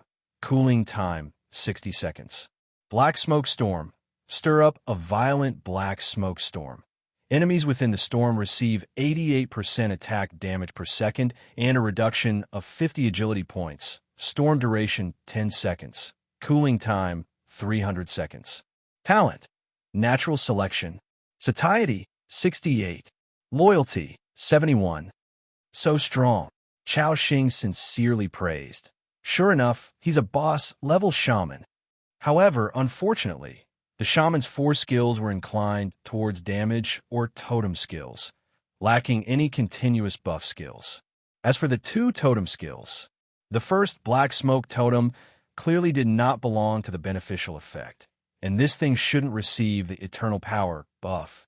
The second, Resonance Totem, although a beneficial effect, was a domain-type skill, only effective within the totem range. So Chao Xing wasn't sure if it could become a permanent state. However, thinking again, even if it didn't receive the buff, it was still quite good, given the attributes of the Black Smoke Shaman. Moreover, he now officially had 4 boss-level creatures, which could be said to be a significant boost in strength. Then, he routinely cast the Ice Armor skill, Ice Healing skill, Frost Magic Shield on Blot Sulfur Stone, and had Lu Mushua enhance him with 2 statuses as well. Blot, like other territory members, expressed gratitude to Chao Xing and increased his loyalty by 6 points. Immediately, his loyalty reached 77 points. Thank you, great lord and beautiful lord's wife. Your power is as great as the divine. Chao Xing nodded and checked the time. Time until nightfall, 5 hours, 32 minutes. Current temperature, -52 AF. There were still 5 hours until nightfall Euro, enough time for him to explore this goblin treasury and return to the territory. Therefore, Chao Xing ordered, then let's go in. Well, let's go inside. With those words, Assam was the first to step through the door. Dubai followed closely behind. Then came Renice and Blot, along with the 2 centaur warriors. Chao Xing and Lu Mushua sat on the track robot, bringing up the rear. A large group of people marched into the passage. This was Chao Xing's confidence. He believed that with their current power, they were prepared to face the dangers inside. Tap, tap, tap. The dense sound of footsteps echoed, along with the rumbling of the track robot over the brick path. Chao Xing discovered that they were now in a brick passageway, and as they ventured deeper, the space widened significantly, enough to accommodate 2 of Dubai's size. Chao Xing began to look around. At a glance, he truly spotted some good things. On both sides of the passage, there were several burning candlesticks. These candlesticks were luxuriously designed, with a golden hue. Seeing the golden shine, Chao Xing's habit of rummaging for goods kicked in again. Assam, help me take down the candlesticks. Assam did as told, taking the candlesticks off the wall and handing them to Chao Xing. A system prompt appeared. Obtained gold-plated candlestick *1. Wow, are these gold-plated? Even though it wasn't pure gold, Chao Xing was still pleasantly surprised, because the exquisite carvings alone made these candlesticks quite valuable. Gold-plated candlestick, an exquisite artifact that can be sold to the guild for a good price. Haha, can really sell this. Hilton should like this batch of goods. Even if it couldn't be sold, it would still make a fine decoration in the Lord's hut back in the territory. Chao Xing nodded in satisfaction and stowed it away. Then he instructed Assam and Andrew to collect all the candlesticks they came across along the way. Obtained gold-plated candlestick *1. Obtained gold-plated candlestick *1. Obtained. After advancing roughly 100 meters, Chao Xing had already acquired more than 20 gold-plated candlesticks, a considerable gain. And at that moment, Assam, leading the way, suddenly said cautiously, "I sense an evil presence." He raised his long sword, ready for battle. Simultaneously, Chao Xing also heard footsteps ahead in the passage. Crunch, crunch. The footsteps sounded strange, as if an ice sculpture was walking. And as the footsteps approached, Chao Xing could even feel the air temperature in the passage drop significantly. Current temperature, -37°C. What the heck? What's with the grand entrance? Chao Xing wondered aloud. Then they saw the source of the footsteps. Two small creatures with pointed ears and short limbs appeared. Their distinctive appearance revealed that they were goblins. However, these goblins were different. Their whole bodies were covered with a layer of ghastly white, granular frost. Their eyes were hollow, and their skin was deathly pale, as if they had been dead for a long time. "Lord, be careful. Something's wrong with these goblins," Assam warned cautiously. And at that moment, the two goblins spotted Chao Xing and the others and dashed toward them. Seeing the opponent initiate an attack, Chao Xing ordered, "Go, take them down." With those words, Assam charged directly in. Soon, he clashed with the two goblins. He swung his long sword, sweeping it upwards. Swish! However, the previously unstoppable Frost Wolf swordsmanship now felt as if it was striking a block of ice, making a crisp ding sound. -274. This damage seemed significant. However, compared to Assam's attack power of over 500, it had been reduced by nearly half, meaning these goblins, like blocks of ice, had an incredibly high defense. The two goblins immediately counterattacked. They swung their claws, pouncing fiercely. Boom! Boom! -231. -247. The immense force made the Frost Wolf stagger back a few steps. Seeing this, Chao Xing exclaimed, "Wow, they're that strong." And at that moment, Assam found his angle and slashed the longsword precisely. Whoosh! Whoosh!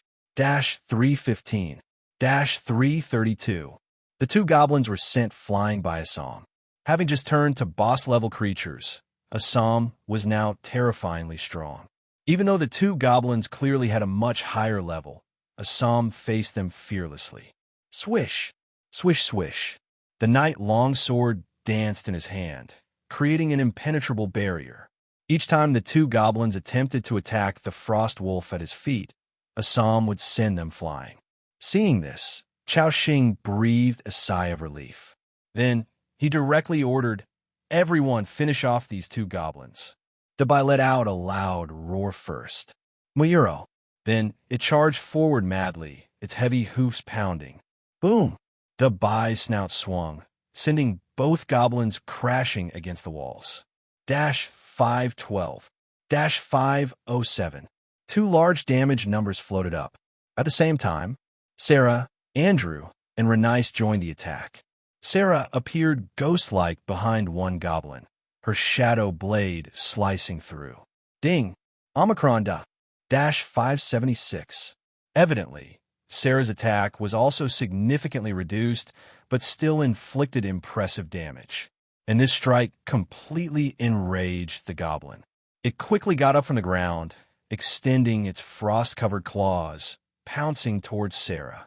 Swish, swish, -156, -148.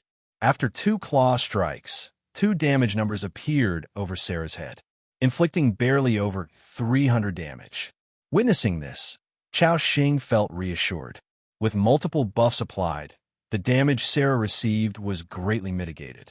Even Brent Sulphurstone and Renice did not need to take action. Chao Xing began to examine the attributes of these 2 goblins. Corrupted Goblin, level 18. Race, Goblin. Life value, 3212/6740. Attack power, 361, 378.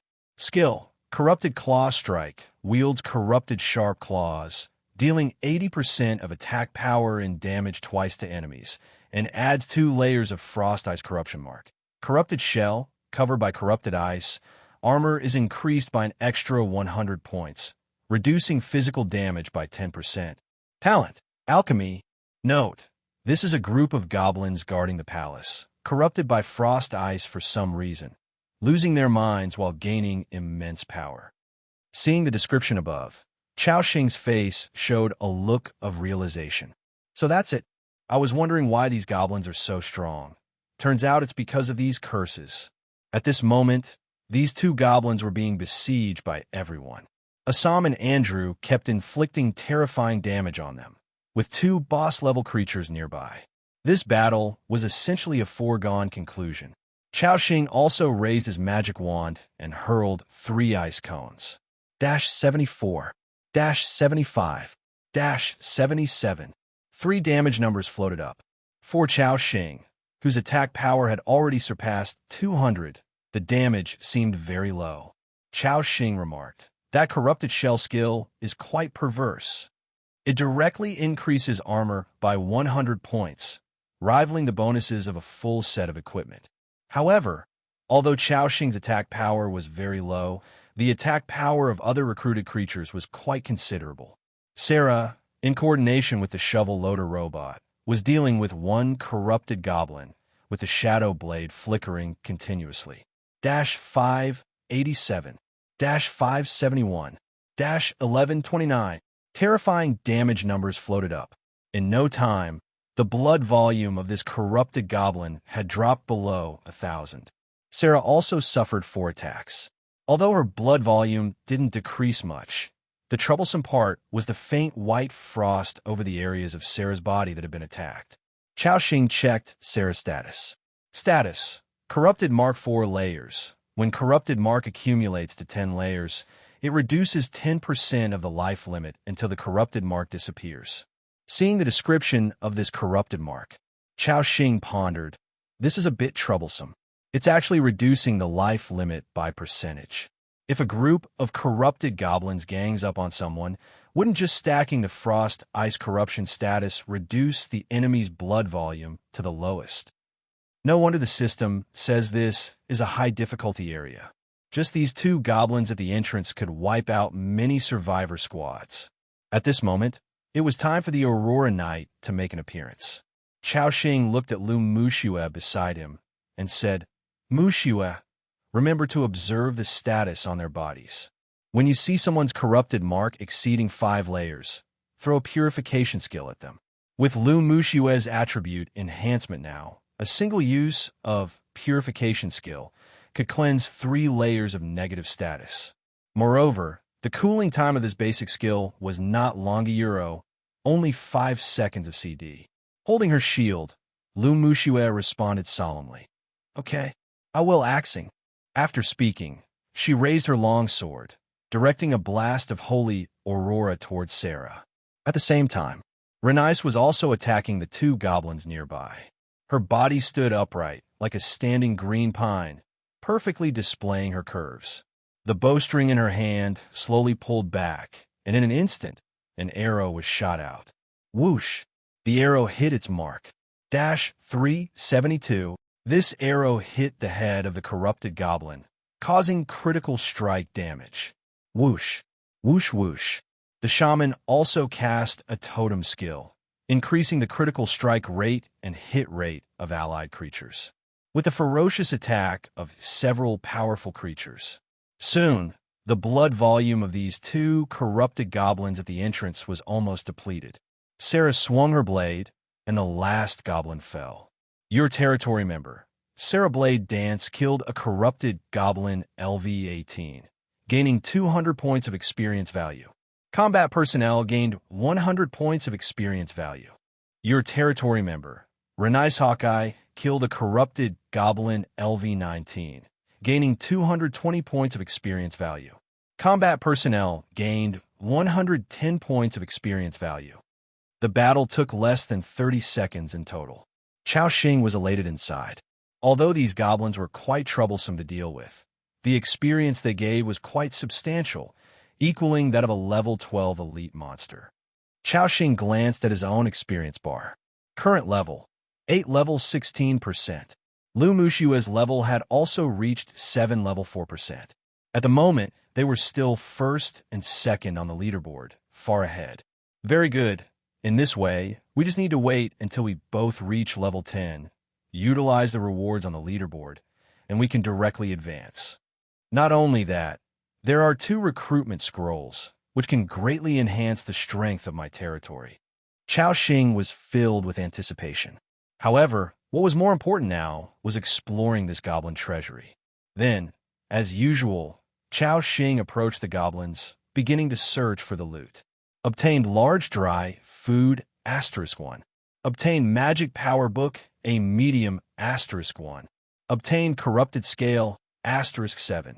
Obtained basic elemental crystal *2.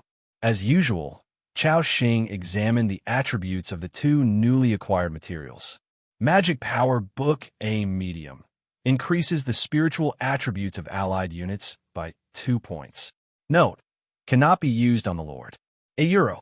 Corrupted scale, a scale tainted with corrupted aura, can be used to create certain special equipment, or collect a certain number and submit to the Giant Dragon Research Society to receive rich rewards. Is it related to the Giant Dragon again? Chao Xing shook his head, putting away these 2 items, then said, keep moving forward. Along this stone brick passage, everyone continued forward for about 200 meters. Soon, they arrived at a spacious space that looked like a hall. Ancient stone pillars, with a black altar engraved with mysterious patterns in the center of the hall. A group of corrupted goblins kneeled in front of the altar, as if worshipping something. Their bodies were stiff, covered in frost, seemingly maintaining this position for a long time. Chao Xing roughly scanned, seeing more than 10 goblins here. Among them, he also saw a strong goblin wearing armor, holding a black iron hammer. He glanced at their attributes. Corrupted goblin, level 19. Race, goblin. Life value, 6840/6840. Attack power, 377/384. Armor, 137/154. Extra plus 100. Skill, Corrupted Claw Strike, Corrupted Shell. €1. Corrupted Goblin Warrior, level 20. Race, goblin. Level, second order elite level creature. Life value, 10760/10760. Attack power, 554/571. Armor, 215/243. Extra, plus 100. Skill, Head Strike, delivers a heavy blow to the enemy, dealing 150% of attack power and damage, causing the enemy to fall into a 2-second state of dizziness. Fury, after taking 10 hits, enters a Fury state, increasing attack speed by 20%. Crack Earth Strike, swings the hammer heavily, dealing 80% attack damage to enemies within 5 meters, adds 1 layer of corrupted mark. Basic Corrupted Shell, armor plus 100. Talent, Alchemy.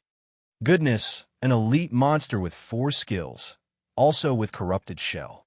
Clearly, with over 300 armor, this guy's defense was terrifyingly strong. Plus, there were 11 ordinary goblins around. The strength of the goblins here was quite terrifying. They could easily obliterate a survivor team of 100 people. Chao Xing did not rush over immediately, but continued looking for something in this hall. Behind the group of goblins, Chao Xing seemed to spot a row of treasure boxes. Omicron knew a total of 4 treasure boxes, 2 silver treasure boxes, 2 bronze treasure boxes. Truly worthy of being the goblin treasury. So many treasure boxes appeared at once. Moreover, what caught Chao Xing's attention even more was the black altar, which seemed to be inlaid with a few shining gemstones. Chao Xing noticed the altar inlaid with gemstones. At the same time, several goblins kneeling on the ground also discovered them. They slowly crawled up from the ground. Crack! Crack! A series of bone dislocation sounds came, giving an itchy feeling all over. Roar! Roar! Beast-like growls came, and the goblins were about to launch an attack. Chao Xing directly ordered, "Go!" Moyuro, Dabai still rushed the fastest. Standing nearly 5 meters tall, it began rampaging through the hall. Boom! Boom! Column after column was smashed down, and any corrupted goblins it met along the way were instantly knocked flying. Bang! Bang, bang, bang. -473. -467. -477. Dabai's attack power was incredibly formidable, unstoppable, and those goblins quickly got up from the ground, seemingly with no sense of pain, eyes filled with beastly killing intent. Roar! The next moment, at least 4 or 5 goblins surrounded Dabai. Once they charged over, they swung their frost-covered sharp claws, attacking Dabai. Swish! Swish! The attack landed, immediately triggering a layer of frost magic shield, plus a layer of snake scale and frost ice armor. -177, -163, -154, -157. Dabai received 4 attacks, and its blood volume dropped by more than 600 points. But with its almost 15,000 blood volume, it was nothing. Just then, the elite goblin holding an iron hammer wanted to rush over and join the siege of Dabai. However, Dabai's frost shield suddenly burst out with cold air. The surrounding goblins' movements slowed down immediately. Moyuro, Dabai let out a long howl. It directly raised its upper body and then stomped heavily. Boom! A terrifying tremor was felt, and even Chao Xing, who was more than 10 meters away, sensed the ground shaking. -2264, -2473, -3413. One after another, terrible damage numbers floated up, and the surrounding corrupted goblins were severely injured and stood still.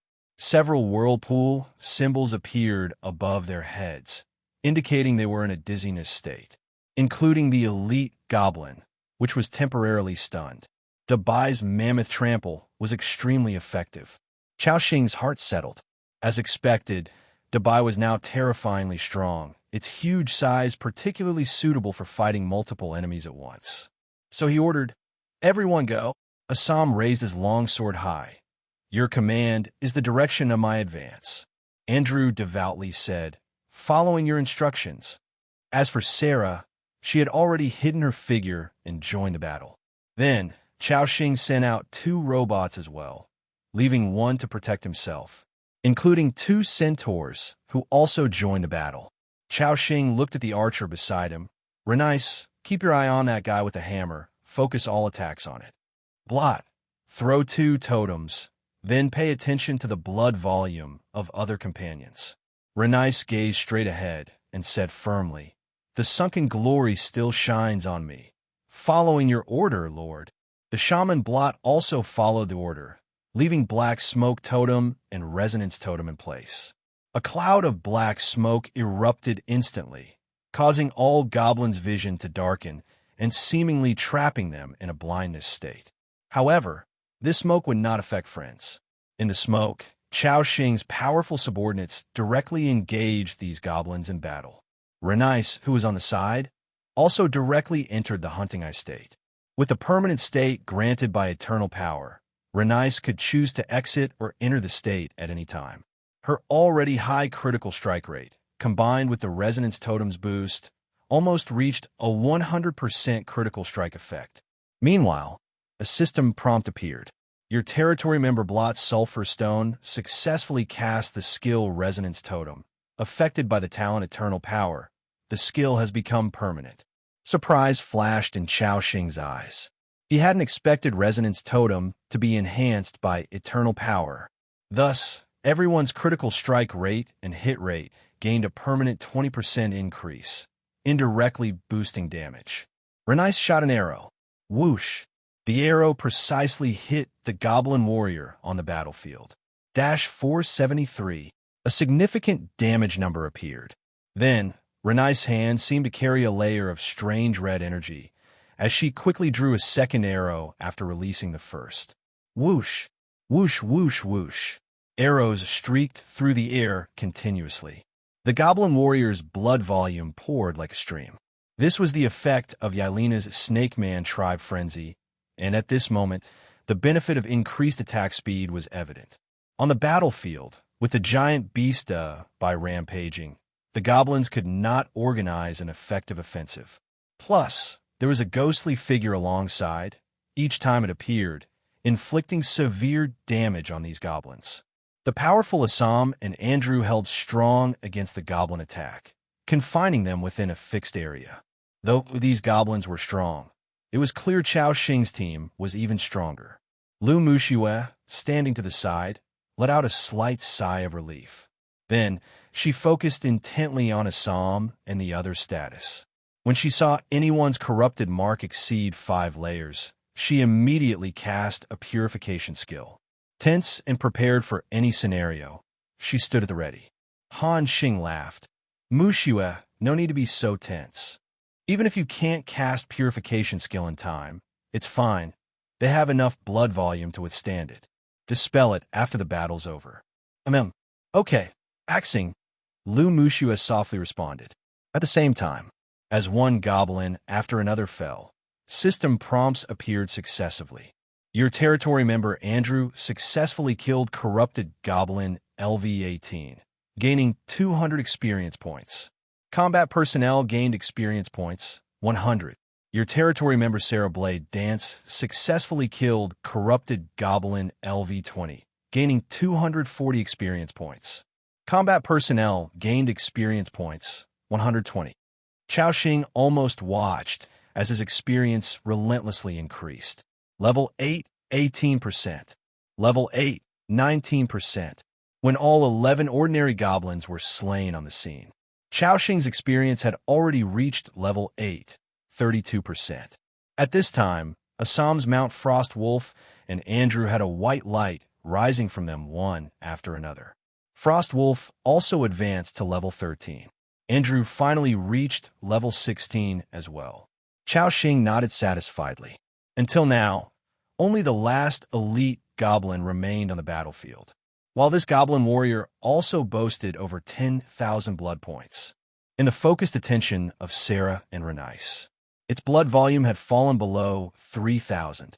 Seeing Assam and Andrew surrounding it tightly, the goblin warrior suddenly lifted the hammer in its hand and slammed it heavily into the ground. Bang! An invisible shockwave expanded instantly. Andrew, Assam, and a hidden Sarah were all hit by this shockwave. 323, 307, 267. Damage numbers appeared simultaneously above their heads, and they were all trapped in a short dizziness state. Unexpectedly, this skill, like Debai's War Trample, was a group attack and control skill. Chao Xing instantly reminded Andrew, dodge quickly. Then, the elite goblin charged toward Andrew, raising its hammer to smash down. Andrew, in a dizzy state, was nearly helpless. Observing Lu Muxiue's heart tightened suddenly. Then, at that moment, Blot suddenly raised his magic wand, releasing a choking smoke. Black smoke shock. A cloud of black smoke engulfed the elite goblin's vision, dealing a magic damage. 644. Seizing the opportunity, Dabai charged again. Moo! It flicked its nose, sending the goblin warrior flying. Bang! 673. Andrew's crisis was resolved. Lu Muxiue let out a silent sigh of relief. Meanwhile, the others also recovered from the dizziness state. Then, the group of powerful creatures surged forward. The ensuing battle held no suspense. When the goblin warrior had only a few hundred blood points left, Chao Xing was just about to have them stop. But at this time, Sarah's shadow blade swept across. 1137. A 4-digit damage number arose. The goblin warrior's blood volume instantly emptied, and it collapsed. Your territory member Sarah Blade, Dance, killed Goblin Warrior LV-20, gaining 500 experience points. Combat personnel gained experience points, 250. Chao Xing froze for a moment, then shook his head. After all, in such an intense battle, it's inevitable to end it in time. The battle in this great hall had ended. Looking at scattered goblin corpses and the several huge treasure chests beside, Chao Xing's face once again showed joy. Open the treasure chests. Then, he and Lu Muxua jumped down together. Chao Xing first came to the goblin corpses and gathered all the loot on the ground. Accumulated gains were large dry food *72, basic elemental crystal *6, corrupted scale *63, book of magic power mid *3. From the elite goblin, Chao Xing also found 2 special items. Guardian's hammer, blue *1, bright goblin soul *1, a piece of blue equipment with superior quality. The soul's effect was similar to the demon spider essence. It could allow ordinary creatures to have a 30% chance to advance into elite creatures. Still quite a gain. Then, Chao Xing approached those 4 large treasure chests. This was originally a challenge area for at least 4 people. However, now it was just Chao Xing and Lu Muxua. So, these treasure chests were all for his sole enjoyment. Found 2 unlocked silver treasure chests, 2 bronze treasure boxes. Open them. Yes. Open silver treasure chests, *2. Open bronze treasure boxes, *2. Acquired mid-rank shelter construction blueprint, *1. Acquired book of Lithia, mid, *3. Acquired ice crystal sword, blue, *1. Acquired snow mountain robe, blue, *1. Acquired pearl, *7. Acquired small resource pack, *2. Acquired mid-size resource pack, *2. Acquired medical bag, *13.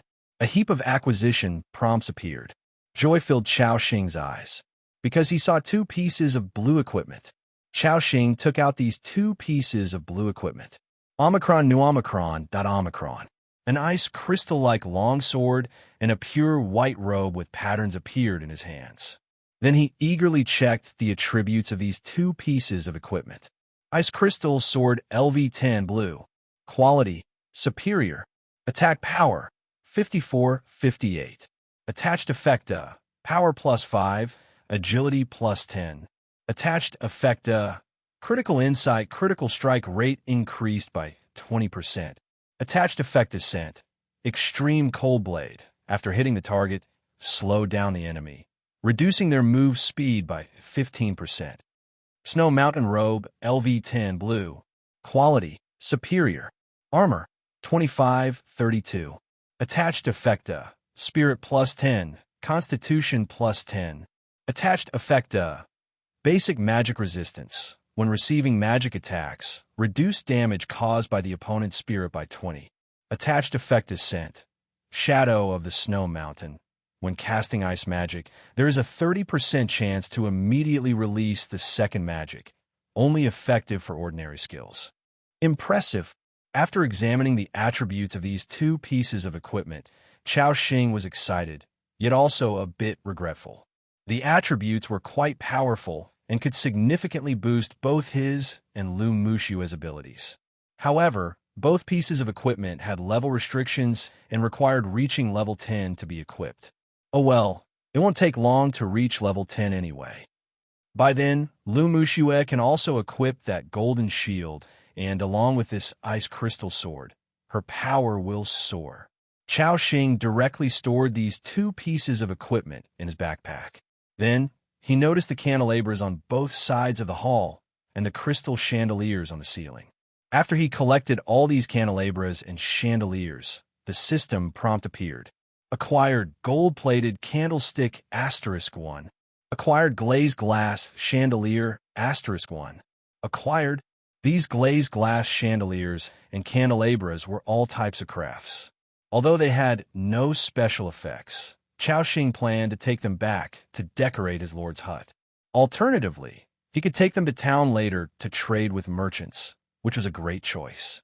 Chao Xing nodded in satisfaction. Then, Chao Xing went to the spot where the goblins had previously been kneeling. There had seemed to be a small altar. This was also the place he had his eyes on from the start. Chao Xing took a look. Demon pattern stone altar, special item. It seems to be some kind of evil object that can be decomposed into high-grade materials. Demon pattern stone *15. Moonlight treasure pearl *3. Chao Xing directly clicked to decompose it. Decomposition successful. Acquired demon pattern stone gold *15. Acquired moonlight treasure pearl *3. It's actually golden material. This was the first piece of golden material Chao Xing obtained, and he checked the attributes of these two items. Demon pattern stone, gold material engraved with magic patterns, can be used to create some high-level constructions. Moonlight treasure pearl, special material, can be inlaid onto equipment to increase 5 points of charm, 15 points of spirit, and casting speed plus 10%. An extremely rare bead, containing intense magical fluctuations, highly favored by great mages. Seeing the description of the Moonlight Treasure Pearl, Chao Xing's eyes lit up. Omicron knew that Omicron. Obviously, the combined value of these 3 pearls definitely exceeded that of the Black Diamond. That could be exchanged for a piece of golden equipment. Moreover, even if he did not sell them, embedding them into his equipment would provide Chao Xing with a massive boost. This trip was indeed worthwhile. As for the demon pattern stone, although it was a golden material, its use was unclear. Chao Xing had no choice but to store it in his backpack for now. And just as he was decomposing the altar, a thunderous roar suddenly echoed in everyone's ears. Roar! The roar carried an extremely strong, penetrative power, like a fierce beast imprisoned for hundreds of years. What kind of beast is this ferocious? Chao Xing couldn't help but look toward the passage behind the hall. The sound came from inside the underground palace. Everyone realized that there might be a terrifying existence inside. But this did not stop Chao Xing from exploring further. After sorting out the harvest from the hall, Lu Muxue, on the other side, continuously used the purification skill, successfully clearing the frost ice corruption status from Andrew and the others. Their blood volume was refilled, and everyone was back to peak status. Chao Xing continued to lead the team forward. Following the corridor, twisting and turning all the way, they passed many empty halls. Chao Xing picked up whatever he could along the way. Gold-plated candlestick, +1. Glazed glass pendant lamp, +1. Gold-edged picture frame, +1. He took everything that could be removed from both sides of the passage. He nodded in satisfaction. Back when he used to play games, he would often enter special areas full of things that looked incredibly valuable. However, these decorations couldn't be taken, which always made him feel regretful. And now in this world, Chao Xing had finally realized this wish. After walking for nearly 500 meters, he felt he might have entered the center of the snow mountain. These goblins actually dug such a grand underground palace in this snow mountain, which was truly impressive. Soon, they arrived in front of a spacious hall. A group of corrupted goblins, just like the ones they encountered before, was kneeling on the ground, numbering more than 20. They were kneeling in the direction of what seemed to be a massive door. From behind that door came the continuous sound of ferocious roaring. Roar! Roar! Clearly, the sound they heard earlier was coming from there. Behind that big door, Chao Xing sensed a dangerous aura. With focused eyes, he scanned through the information about this group of goblins. Aside from more than 20 ordinary goblins, Chao Xing spotted 4 that were different. One held a battle axe, and another wielded a magic wand. The third was barehanded, yet its body was astonishingly over 2 meters tall. Such a build was already a giant among goblins.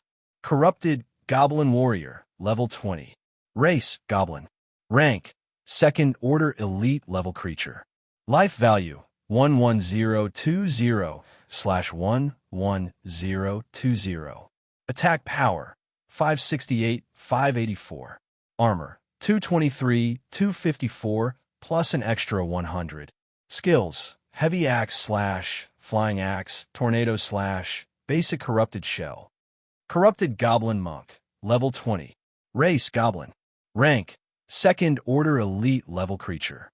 Life value, 7640/7640. Attack power, 663, 691. Armor, 204, 221, plus an extra 100. Skills, Corrupted Healing, Soul Link, Pain Transmission, Basic Corrupted Shell. Corrupted Goblin Warrior, level 20. Attributes as above. Besides these 3 elite goblins, there was an even more terrifying presence. Corrupted Bear Goblin, level 20. Race, Goblin. Rank, Second Order Boss level creature. Life value, 14020/14020. Attack power, 870, 891. Armor, 312, 334, plus an extra 200. Skills, Bear Power, increases power by 30% when entering combat status. Bear Rage, increases attack speed by 20% after accumulating 10 attacks. Storm Strike, immobilizes the target, then leaps high to deal 300% damage. If the target size is too large, directly knocks it down, causing 150% damage. Intermediate Corrupted Shell, armor plus 200, reduces damage taken by 20%. Talent, Barbarian Bear Bloodline, additional 20% increase in life value. What a brutal creature, Chao Xing commented. This bear goblin, whether in strength or skills, was almost neck and neck with a mammoth. Though the mammoth had the infinite healing status, its opponent's corrupted shell could increase armor by 200 points. With this calculation, if the Bai were to solo it, the outcome would be hard to predict. Chao Xing thought for a moment and then had an idea. Dabai, you go solo that bear goblin. Sarah, the 2 goblin warriors are yours. Assam, you go take out that goblin monk. Andrew, Cantor, your task is to hold off those ordinary goblins. Everyone else, follow me and slay these ordinary goblins as quickly as possible. With battle tactics delivered, Dabai immediately raised his head, initiated Frenzy Charge, and charged fiercely. Roar! Seeing Dabai charge, the bear goblin extended its thick black bear paw, grabbing Dabai's tusk. It seemed to want to forcibly interrupt Dabai's charge. However, as both were boss-level creatures, after a moment of stalemate, it was still Dabai's power that prevailed. Bang! Bang, bang, bang! The bear goblin was slammed back, smashing one stone pillar after another. Dabai drove this boss-level goblin entirely out of the battlefield. Meanwhile, Sarah emerged from stealth. She appeared right in front of one goblin warrior, slashing out twice swiftly. -472, -483. The goblin warrior was just about to raise its magic wand to counterattack, but Sarah vanished like a phantom. When she reappeared, more damage numbers hovered above the goblin warrior's head. This goblin warrior was being completely overpowered by Sarah. The adjacent goblin warrior saw this and moved to assist.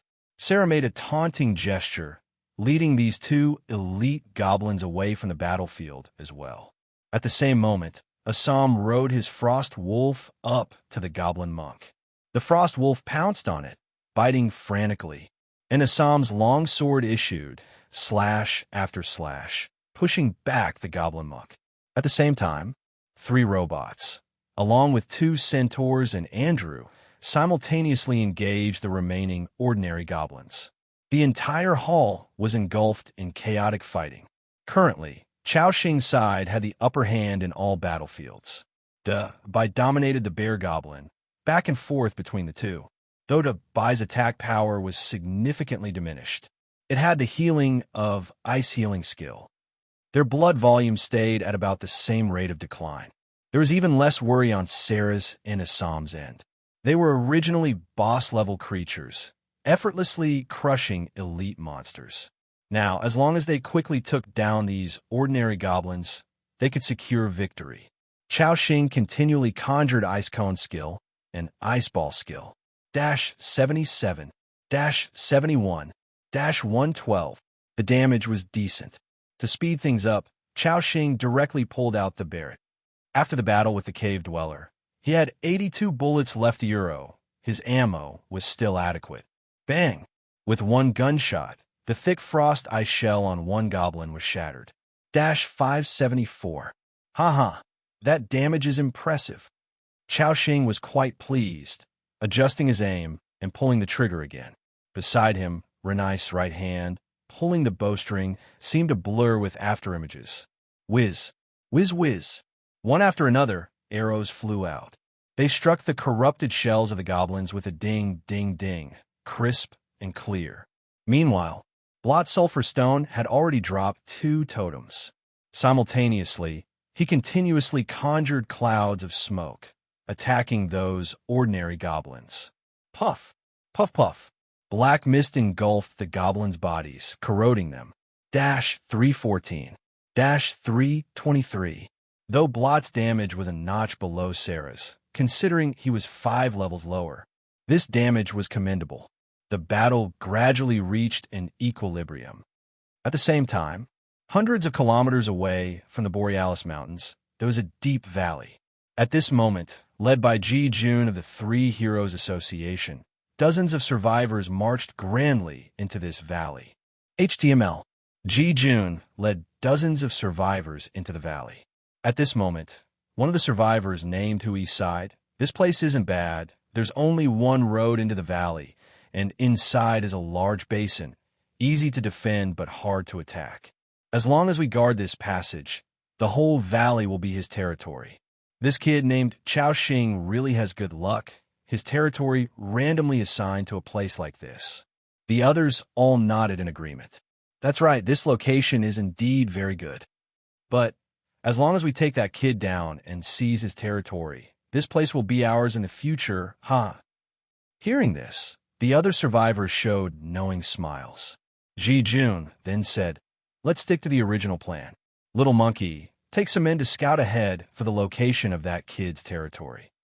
If anything happens, inform us immediately through private chat." In the crowd, a tall and slim young man wearing a beret smiled and said, "Don't worry, Brother Ji Jun, I'll be right back. Just wait for my good news."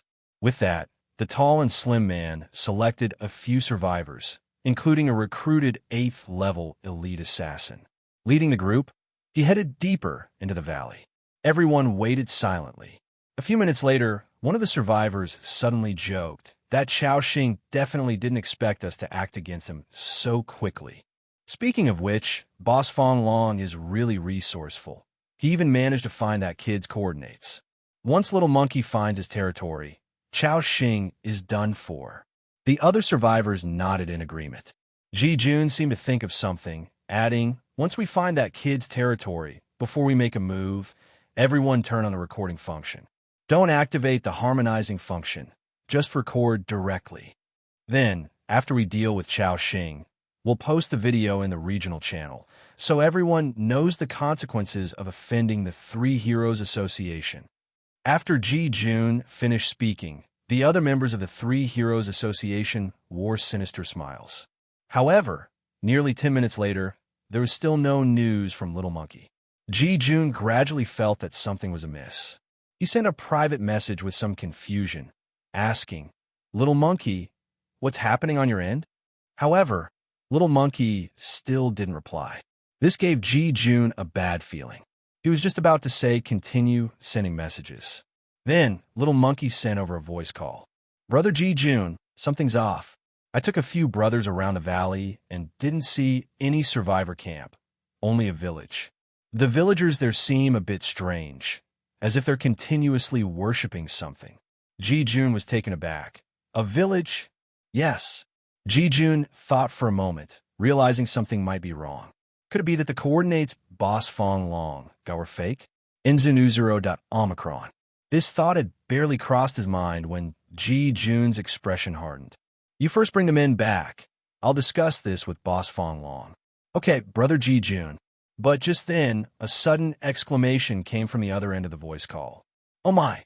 Something's wrong. Those villagers seem to have noticed us.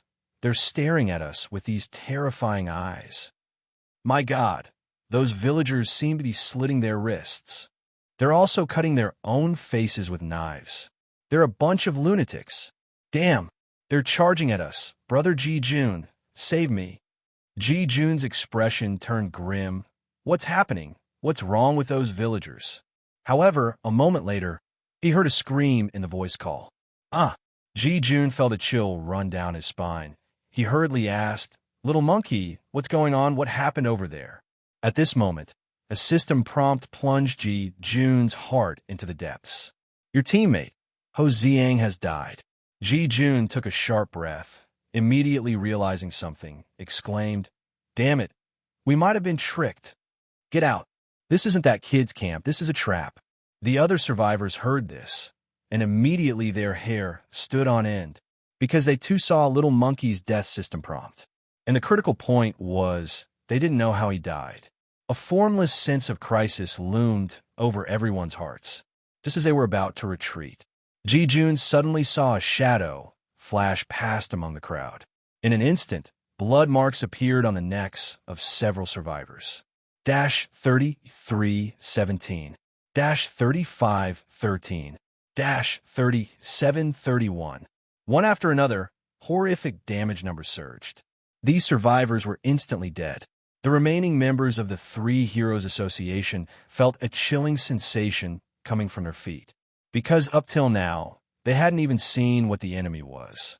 Ji Jun shouted in terror, Run! Get out of here! Hearing this, the survivors of the Three Heroes Association frantically rushed backward. What they didn't know was, when they entered this snow-covered valley, they were already noticed by the hunters inside. And these hunters were brewing a terrifying action. There was no way they would let them leave easily. The shadows increased from 1 to 3, then to dozens, encircling them completely. Then, these shadows plunged into the crowd, initiating a unilateral slaughter. Ah! Help! Help! Don't kill me, ah! Screams rose and fell. In less than 10 seconds, more than half of these dozens of people from the Three Heroes Association were massacred. At this moment, in the territory, Fong Long, waiting silently, smiled slightly upon learning that Ji Jun had begun to take action. Very well. Once that kid is dealt with, nobody will dare to oppose our Three Heroes Association for a long time. He even thought of the reaction of those guys in Zone 174 upon learning of Chao Xing's death. Beside him, a seductive woman gently massaged Fong Long's legs, her movements skillful enough to make him lean back comfortably. The woman looked at him with eyes full of allure and temptation. From Fong Long's angle, he could glimpse the creamy white of her chest. For a moment, he could only feel something stirring within him. Qian, give me the steering wheel. Upon hearing this, the woman immediately understood and turned around. Fong Long grabbed her ponytail, just about to press her down, and at that very moment, he suddenly saw the names in his friend list dim one by one. The smile on Fong Long's face disappeared, replaced by a solemn expression. What's going on? The woman also looked at Fong Long with a face full of confusion. Fong Long tried to send messages to these survivors, only to be prompted by the system. This survivor is dead. At that instant, Fong Long's previously bewildered eyes turned into a strong shock. He hurriedly scrolled through the friend list, only to see a whole line of names all blacked out. This meant these survivors were already dead. Fong Long almost held his breath, and when he saw Ji Jun's profile picture still alight, it was like grasping the last straw of hope. He quickly dialed through. Fortunately, the call finally connected. However, before he could breathe a sigh of relief, he heard screams of terror from Ji Jun's end. Ah, Ji Jun, what happened? Answer me quickly. Fong Long was completely at a loss now. So many people died all at once, and they were all key members of his team. Moreover, the more critical matter was he didn't know what had happened. Truly like encountering a ghost. At this moment, Ji-jun was desperately fleeing. Meanwhile, a shadow swiftly pursued him. Ji-jun seemed to know that his time was almost up, and in his final moments, he shouted, "Boss, this isn't that kid's camp coordinates. That kid tricked us, boss. You must avenge us." After a scream, Ji-jun's profile picture dimmed as well. Fong Long's body stiffened, chilled to the bone. At this moment, how could he not know he had been played for a fool? Fong Long almost gnashed his teeth in anger. Meanwhile, his brain was racing. He got the coordinates from Lu Jinjie, who got the information from Lu Muxue. From what Fong Long knew about Lu Muxue, she wasn't the kind to have such intricate plots. The one manipulating everything behind the scenes must be Chao Xing. Damn it, Chao Xing. Fong Long felt as though his heart was bleeding. So many men died just like that, causing a severe loss for the Three Heroes Association. He found Chao Xing's ID number, just about to send him a message, only to be prompted by the system. You have been blacklisted by the other party and cannot send messages. At this moment, Fong Long was seething with rage, near losing his mind. Damn it, damn it, damn it. He directly opened the chat channel of Zone 174. At Chao Xing, you're good, daring to trick me. I, Fong Long, will remember this grudge. You will definitely regret what you did. Other survivors saw Fong Long's message and were confused. They seemed unaware of what Chao Xing did to make Fong Long so angry. Meanwhile, in the Goblin Treasury battling at that time, Chao Xing suddenly saw someone mention him in the chat channel. Seeing Fong Long's message, after the initial confusion, Chao Xing quickly understood what was happening. He couldn't help but burst into laughter. At this moment, the battle in the hall was nearing its end. More and more common goblins were being slain by them. Sarah and Abai, on the other hand, were handling things with ease. Into the fight by now, their blood volume hadn't even dropped below 70%. Seeing the situation stabilize, Chao Xing directly replied in the chat channel, "Fong Long, I blacklisted you. What did I do to trick you? Are you sick? Don't mention me for no reason." Currently, Chao Xing wasn't entirely sure if Fong Long had gone to the coordinates he gave, so he wanted to probe first. However, Fong Long, seeing Chao Xing playing dumb, angrily said, "You brat, still pretending ignorance, giving us a fake coordinate and causing so many brothers from Three Heroes Association to die." Hearing this, Chao Xing was immediately amused, just as he guessed. Nevertheless, Chao Xing still confusedly said, "Don't talk nonsense, Fong Long. Clearly, it's your bad intentions, intending to take me down, but ended up going to the wrong place yourself. How can you blame me for that?" Through the two's dialogue, other survivors also somewhat understood what happened. Fong Long wanted to deal with Chao Xing, but somehow obtained a fake coordinate and suffered a major loss. For a moment, other survivors also laughed along in the chat channel. "Ha ha! Are people from the Three Heroes Association all a bunch of idiots?" Indeed, first time seeing such naive gangsters. I was practically frozen to numbness. Now I'm laughing myself warm again, thanks to the Three Heroes Association. Listening to the sarcasm in the chat channel, Fong Long's expression was as dark as water. Yet, contrary to his norm, he fell silent. He knew he shouldn't speak anymore. Continuing would only further lower the intimidation of the Three Heroes Association.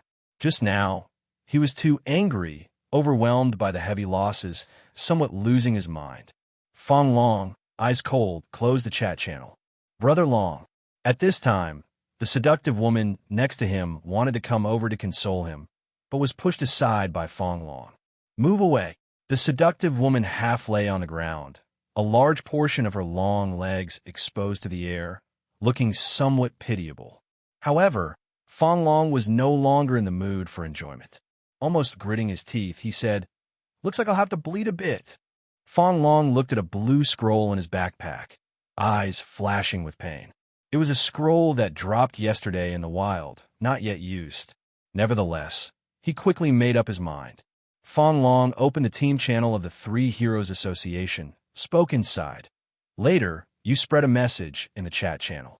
"We are willing to trade a 10th level elite creature recruitment scroll plus a blue weapon for the coordinates of that kid's camp. Must be the real coordinates, must provide video evidence. Other survivors in the Three Heroes Association were stunned upon hearing this. After all, at the current stage, the value of a 10th level elite creature recruitment scroll and a blue weapon was beyond precious. Now, Fong Long, to locate Chao Xing, was even putting out items like these. They knew Fong Long meant business. Fong Long further added, "Tell those survivors, they can privately message me secretly. Our Three Heroes Association will never reveal their name." I believe there will be some people who will be tempted. Upon receiving the orders, those members of the Three Heroes Association hurried to the chat channel to spread the message. Initially, when survivors heard that Fong Long was offering a bounty for Chao Xing's coordinates, cold satire ensued.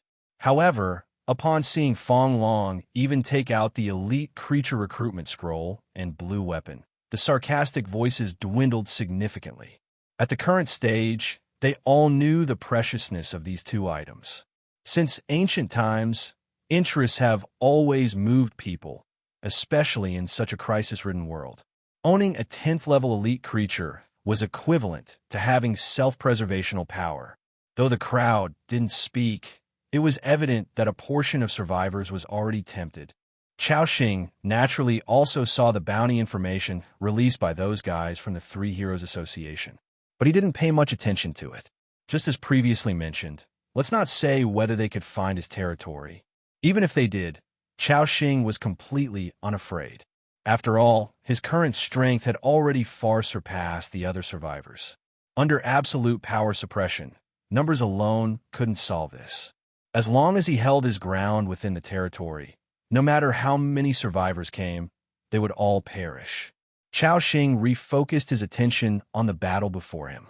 At that moment, as one ordinary goblin after another was shot down by Renice, Chao Xing and Lu Mushue's experience value continued to grow. Before long, Chao Xing's experience value had already reached level 8 at 63%, and Lu Mushue had also risen to level 7 at 36%. She was continuously gathering the purification skill to clear the frost-ice corruption status from the recruited creatures on the field.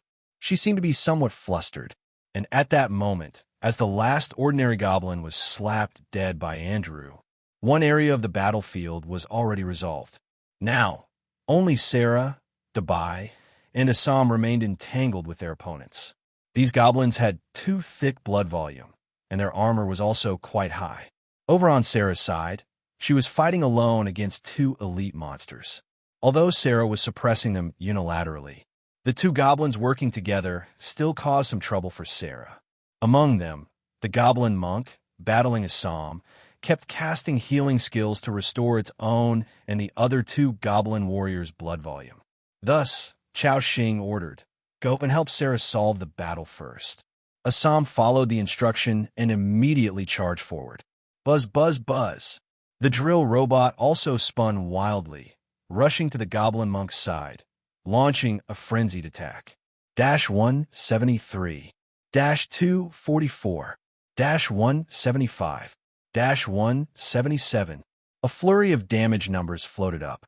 The two elite goblins, under the group's onslaught, soon had their blood volume running low. With a powerful shot from Renice's arrow, Sarah also gave a hidden slash. The system prompt appeared. Your territory member, Renice Hawkeye, killed a goblin warrior LV-20, earning 500 experience points. Combat personnel gained experience value, 250. Your territory member, Sarah Blade Dance, killed a goblin warrior LV-20, earning 500 experience points. Combat personnel gained experience value, 250. Then, they rushed to Assam's side to similarly deal with the elite-level goblin. Your territory member, Assam, killed a goblin monk LV-20, earning 500 experience points. Combat personnel gained experience value, 250. At this point, only one boss-level bear goblin remained on the field, engaged in close combat with Dabai. The bear goblin grabbed Dabai's elephant leg, then roared. Roar! The next moment, Dabai's massive body was actually lifted several centimeters. Then, it slammed Dabai heavily on the ground. Boom. 1574. A big damage number appeared above Debai's head. Debai's blood volume dropped below 7,000. Moo! Debai cried out in pain, quickly getting back on its feet. Seeing this, Chao Xing's eyes widened. Oh no, daring to bully my pet? Everyone, get in there, let this fellow see what a righteous gang fight looks like. Sarah and Andrew, upon hearing this, rushed over. Assam also, riding the Frost Wolf, joined the battle along with the two centaurs.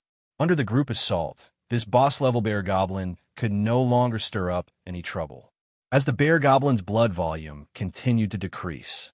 This time, Chao Xing took out the Barret, early, ready to finish it off at any time.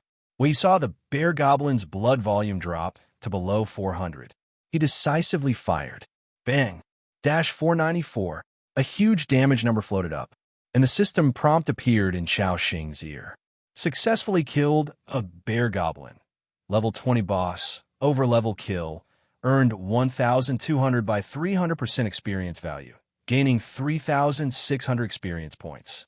Your level has increased, current level, level 9. This upgrade earned you Power +1, Agility +2, Spirit +4, Constitution +2. Simultaneously, another system prompt echoed in Chao Xing's ear. Due to your excellent battle command in this combat, demonstrating outstanding leadership ability, territory member, Andrew's loyalty has increased, current loyalty, 98. Territory member, Sarah Blade Dance's loyalty has increased, current loyalty, 95. Territory member, Renice Hawkeye's loyalty has increased, current loyalty, 81. Territory member, Blot's Sulfurstone's loyalty has increased, current loyalty, 75. Besides that, the loyalty of the two centaurs also rose to 78 points. Now, Sarah and Andrew's loyalty were close to full. Once it reached full, they would execute any of Chao Xing's commands unconditionally, just like Assam. Note, it's any command. Chao Xing's tactical arrangement allowed them to win the battle with minimal losses. Their gazes toward Chao Xing were filled with respect. Blot clenched his right fist, placing it over his heart. An excellent general prioritizes soldiers' safety and devises reasonable tactics to achieve victory. Obviously, you are a qualified leader. And beside him, Renice also holstered her bow, saluting Chao Xing. In you, I see the shadow of the former Imperial commander. Renice believes you can lead me to a new glory. She slightly bowed, accentuating her figure beneath the leather armor. Renice's figure wasn't overly voluptuous.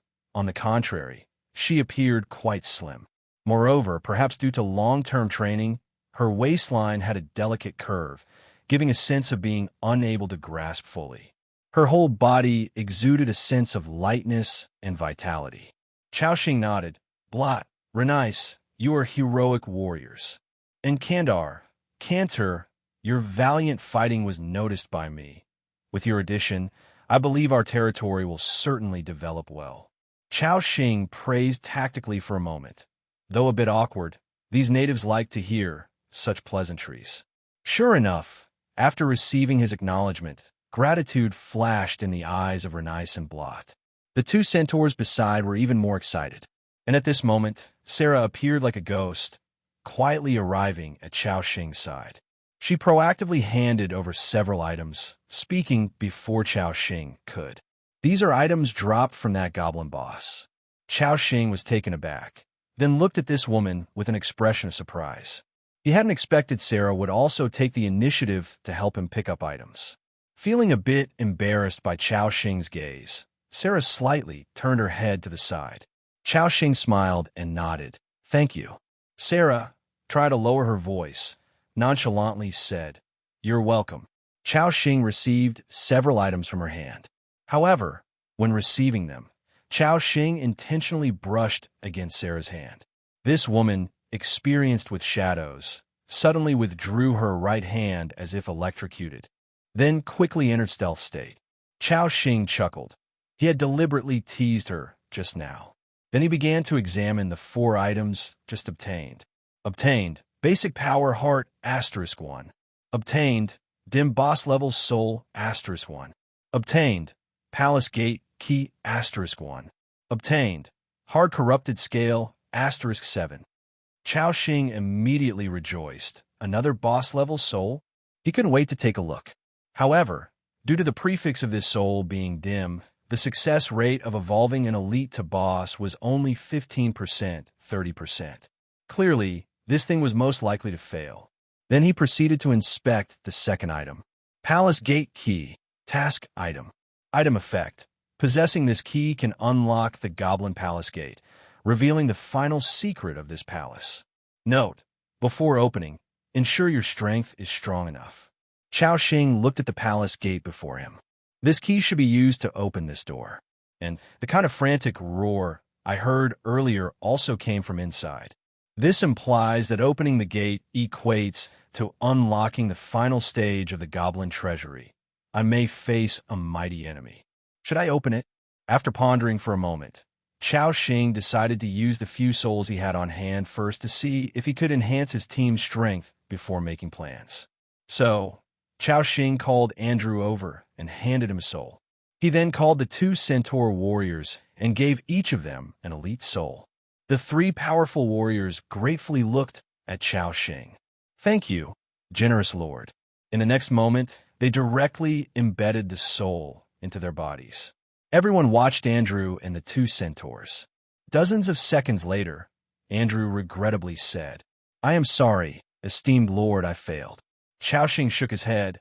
"It's all right. After all, the success rate of this thing was low. I didn't hold many expectations." Hearing this, Andrew felt a bit relieved. Then, the centaur Cantor also announced his failure, looking dejected. At this moment, a formidable aura burst forth from the other centaur, Kandar. With a glint in his eyes, Chao Xing exclaimed, "Will one of the 3 finally succeed for me?" After a while, the system prompt appeared. Your territory member, Kandar, successfully advanced to elite level creature. All attributes increased by 30%. Learn new skill, Skull Shattering Throw. Skull Shattering Throw. Vigorously hurl the weapon in your hand at the target enemy, dealing 167% of attack power and damage, and having a 50% chance to cause a brief dizziness state. Chao Xing showed joy, thinking this skill was excellent. It could serve as both a ranged attack and control of the enemy. The drawback was, of course, that after the weapon was thrown out, there was less combat capability. "Kandar, well done." The centaur, with no hint of pride, humbly said, "Thanks to the Lord's gift." Chao Xing nodded, then took a one-handed axe from his backpack. Cave Dweller Berserker Hand Axe Blue. This item was a blue weapon with considerable damage. Chao Xing said, "Kandar, your new skill will throw out the weapon in your hand, and this hand axe will be your backup weapon." Seeing the blue weapon in Chao Xing's hand, the centaur warrior's resolute face showed a look of emotion.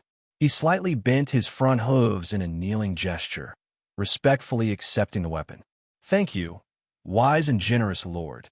Your territory member, Kandar, was moved by your generous gift. Loyalty has increased. Current loyalty, 85.